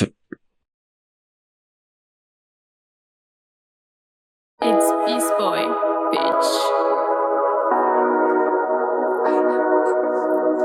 Extra marinara slim, what they call me. Papered up, shawty. Text me, I broke a heart, I sent back, I'm not sorry. Papered up, shawty. Extra marinara slim, what they call me. Papered up, shawty. Text me, I broke a heart, I sent back, I'm not sorry. Papered up, shawty. It's loud pack shawty, every morning wake the neighbors. Mr. Bye-bye, can't talk right now, I'll see you later, gone. Fuego exotic, private menu, I got flavors, but COD only now, cause I'm all out of favors. Don't own a cape, I'll let these other niggas savor. Cold-hearted player, think I'm from the Himalaya. Know this little chick will slime you out, she from Decatur. I'm on a roll, I could've been a pro skater. Fit designed by Super Roper, and I'm slim, you know it's tailored. Cost a few bands, but that's okay, I'm getting this paper. Thought they was up on me, cause I had to wait later. Now when they ask how I'm doing, I respond greater. Ran me up a half a ticket in the trenches, no label. I got all the streaming channels, but I still ain't got no cable. It's Hoodie Fuego, always styling in the latest. I know these niggas hate it. Extra marinara slim, what they call me. Papered up. Give no more, yeah, man. That's an extra marinara slim, man. That's one of my favorite joints off the new shit, man. For sure. So that's on the new one, like for sure. Yeah, for sure. I'm gonna shoot a video of that one. That's the extra marinara slim. It's such a fun, nostalgic record, man. Yeah. You feel me? That's that's honestly what I was thinking. I'm thinking to myself, like, I don't know, that gives me more B Hoodie versus over King Hoodie. Did that make sense? Interesting. But I think only somebody that would, you know what? Just to make it make more sense, if you were to get a feature and I would be like, man, this is the perfect feature, I think you would have to get somebody like Mac Miller on that song. He would fit perfectly. Man, long live rest in peace to Mac, man. Rest in peace to Mac, man, for sure. Mac was legendary. For sure. Man, y'all let me know what y'all think about that. That's just what I hear off the first minute and 30 seconds. Well, first verse. Yeah, for sure. That rest in peace to Mac, man. I think we got to get back to like having fun, man. Shit be with the so music, man. but just period. So it's just in general, man. Especially with the music, man. Motherfuckers be so serious with this shit, man. Like, have fun, man. Have fun with this shit, man. Do you think maybe it got something to do like with the times we in though? You get what I mean by that, or no? Nah, I think motherfuckers just, a lot of it is trying to do what you think is cool versus, yeah, man, a lot of following shit, you know what I'm saying? A lot of follow activity, man. Cause to be innovative and to do something different and to, go against the grain, take a lot of bravery. It's easy to do what everybody else doing. It's easy to create the sound everybody else creating, talk about the same shit everybody else talking about. That's the easy shit to do. Y'all can do that. Yeah. You know what I'm saying? It's different. It's take a little bit more a lot more self-awareness, a lot more self-assuredness, a lot more security within yourself in order to go take the stairs instead of the elevator. Sure. For sure. Well, when I was asking that, I was thinking maybe more of the music that we hear or that's more popular nowadays. I'm thinking maybe it has something to do with, a lot of people struggling. Like because like you said earlier, like I think you said, 90% of Americans don't have $5,000 saved. Like that's a fact. Maybe they ain't trying to have. So maybe I'm thinking. I'm where you at. I already beat you there. Yeah, I already beat you there. Yeah. They ain't having fun right now. Shit ain't fun. It ain't fun when you struggling. Shit, it's tense. Cause you angry. You know what I'm saying? For sure. You ain't lying. Nah, for sure. I done been there. I know what it's like to have your money fucked up too. Yeah. Just be living in them environments, man, or just be in that mentality, man, and haven't made it out yet. You know what I'm saying? Once you really make it out, man, they ain't trying to go back to the trenches, man.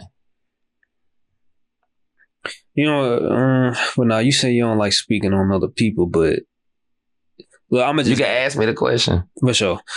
That made me think of, so Adrian Broner didn't go back to the trenches, but we all seen, if you know about his story, you seen how he, I don't know if we want to say made it to the top, but he made it. And then, he had basically had to come back down to wherever, I don't want to say the trenches, but, and then he got into alcoholism.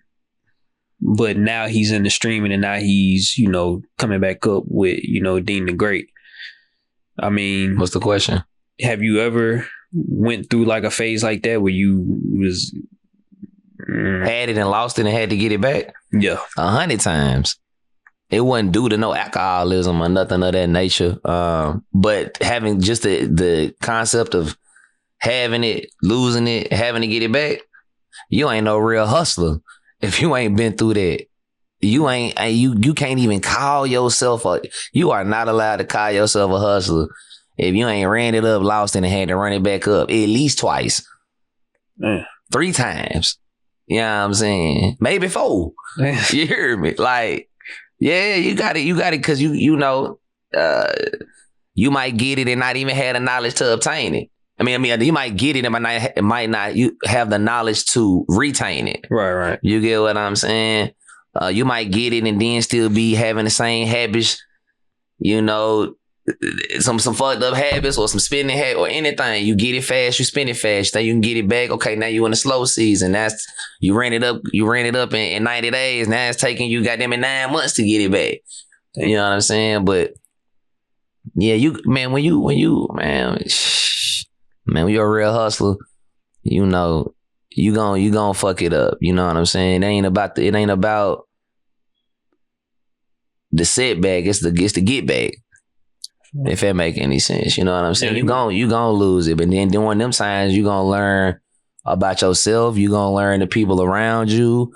You gonna see if you got real ones around you. You gonna see if you got takers around you. You gonna see if you got people that speak life into you, or if you got people around you that couldn't wait till that happened to you. You know what I mean? I done seen it all.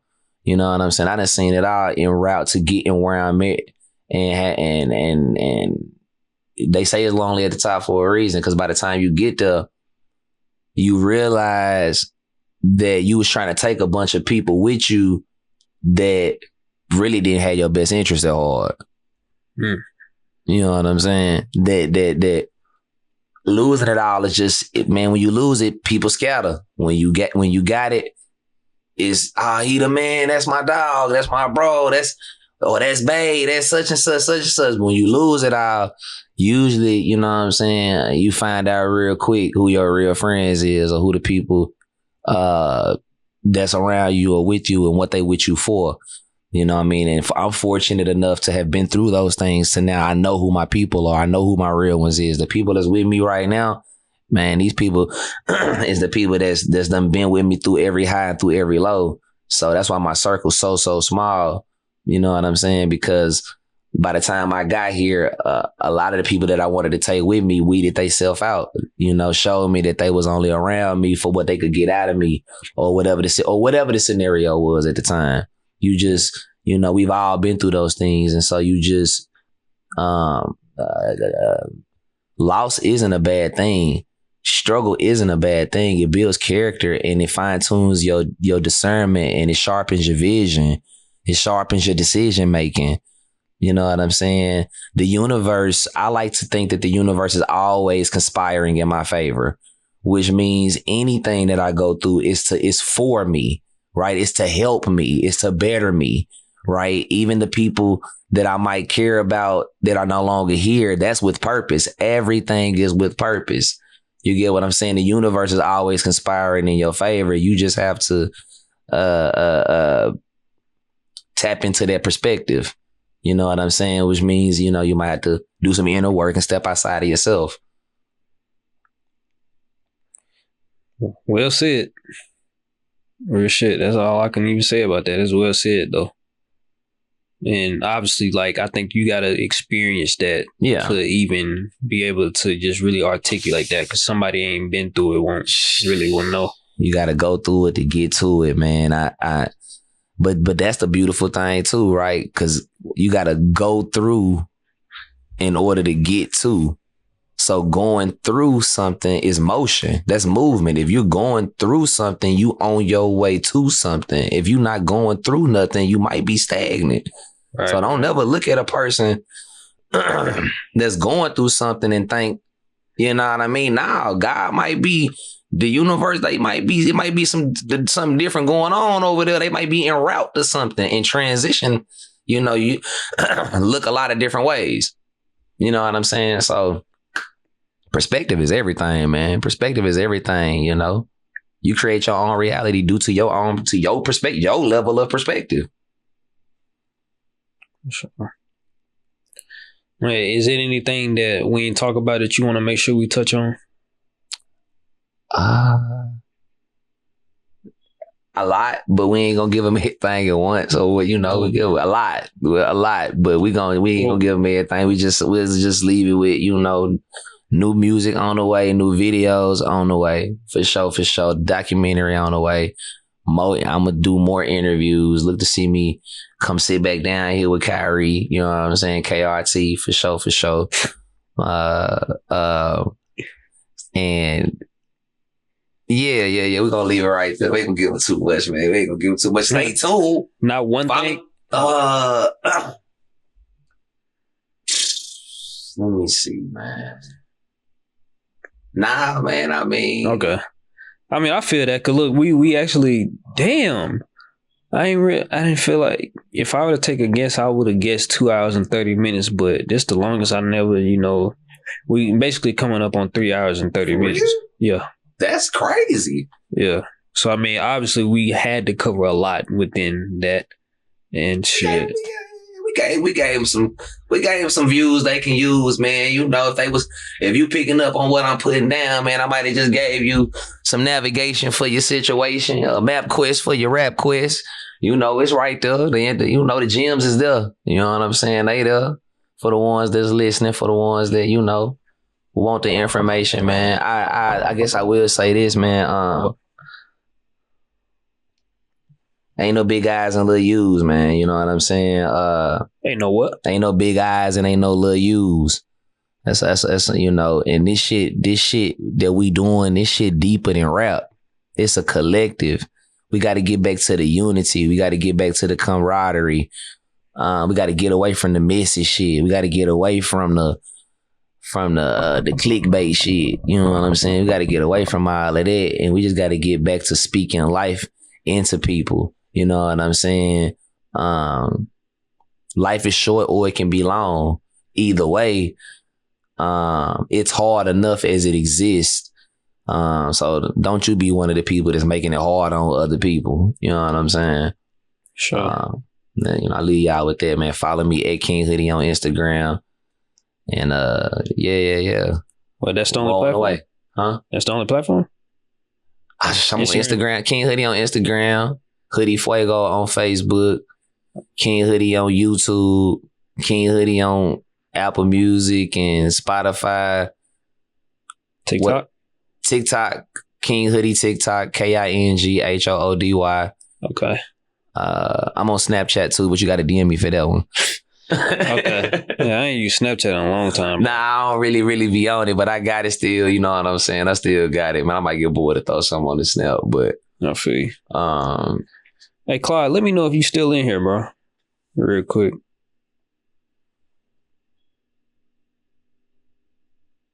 Hey, how is it living downtown though and everything closed at like, don't like most of the food spots be closing at like 10 or 11? Nah, man, if you know the city, man. Nah, man, you gotta know the city, man. Gotta know the Maybe city. I don't know the city. It's actually some other little spot that just came out. I've been seeing it on the gram, some late night kitchen spot or something like that. I gotta go check it out. I don't really know. You're not talking about a Kool spot, are you?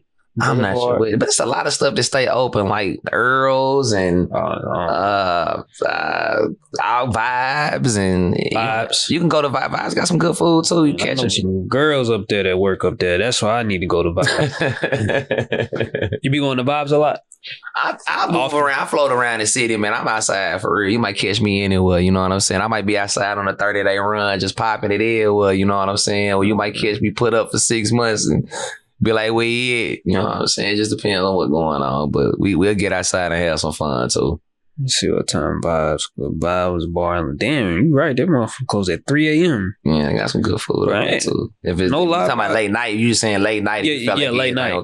Well, maybe that really is just over here. Really after about 11, everything closed. Besides like 2 spots, and I don't even really like fast food. It's a few restaurants that stay open late too, though. Over here? I wouldn't say over here, but you gotta come down, come to closer to the city. Yeah. Hey, Claude, let me know if you. Well, maybe I ain't gonna turn you on the ears. We'll talk off stream. I'll put you on a few spots. I can't run all my routes hot. Nah, yeah. Hey, Claude, I'm gonna keep this. I don't know if bro's still on here. Should I keep it up?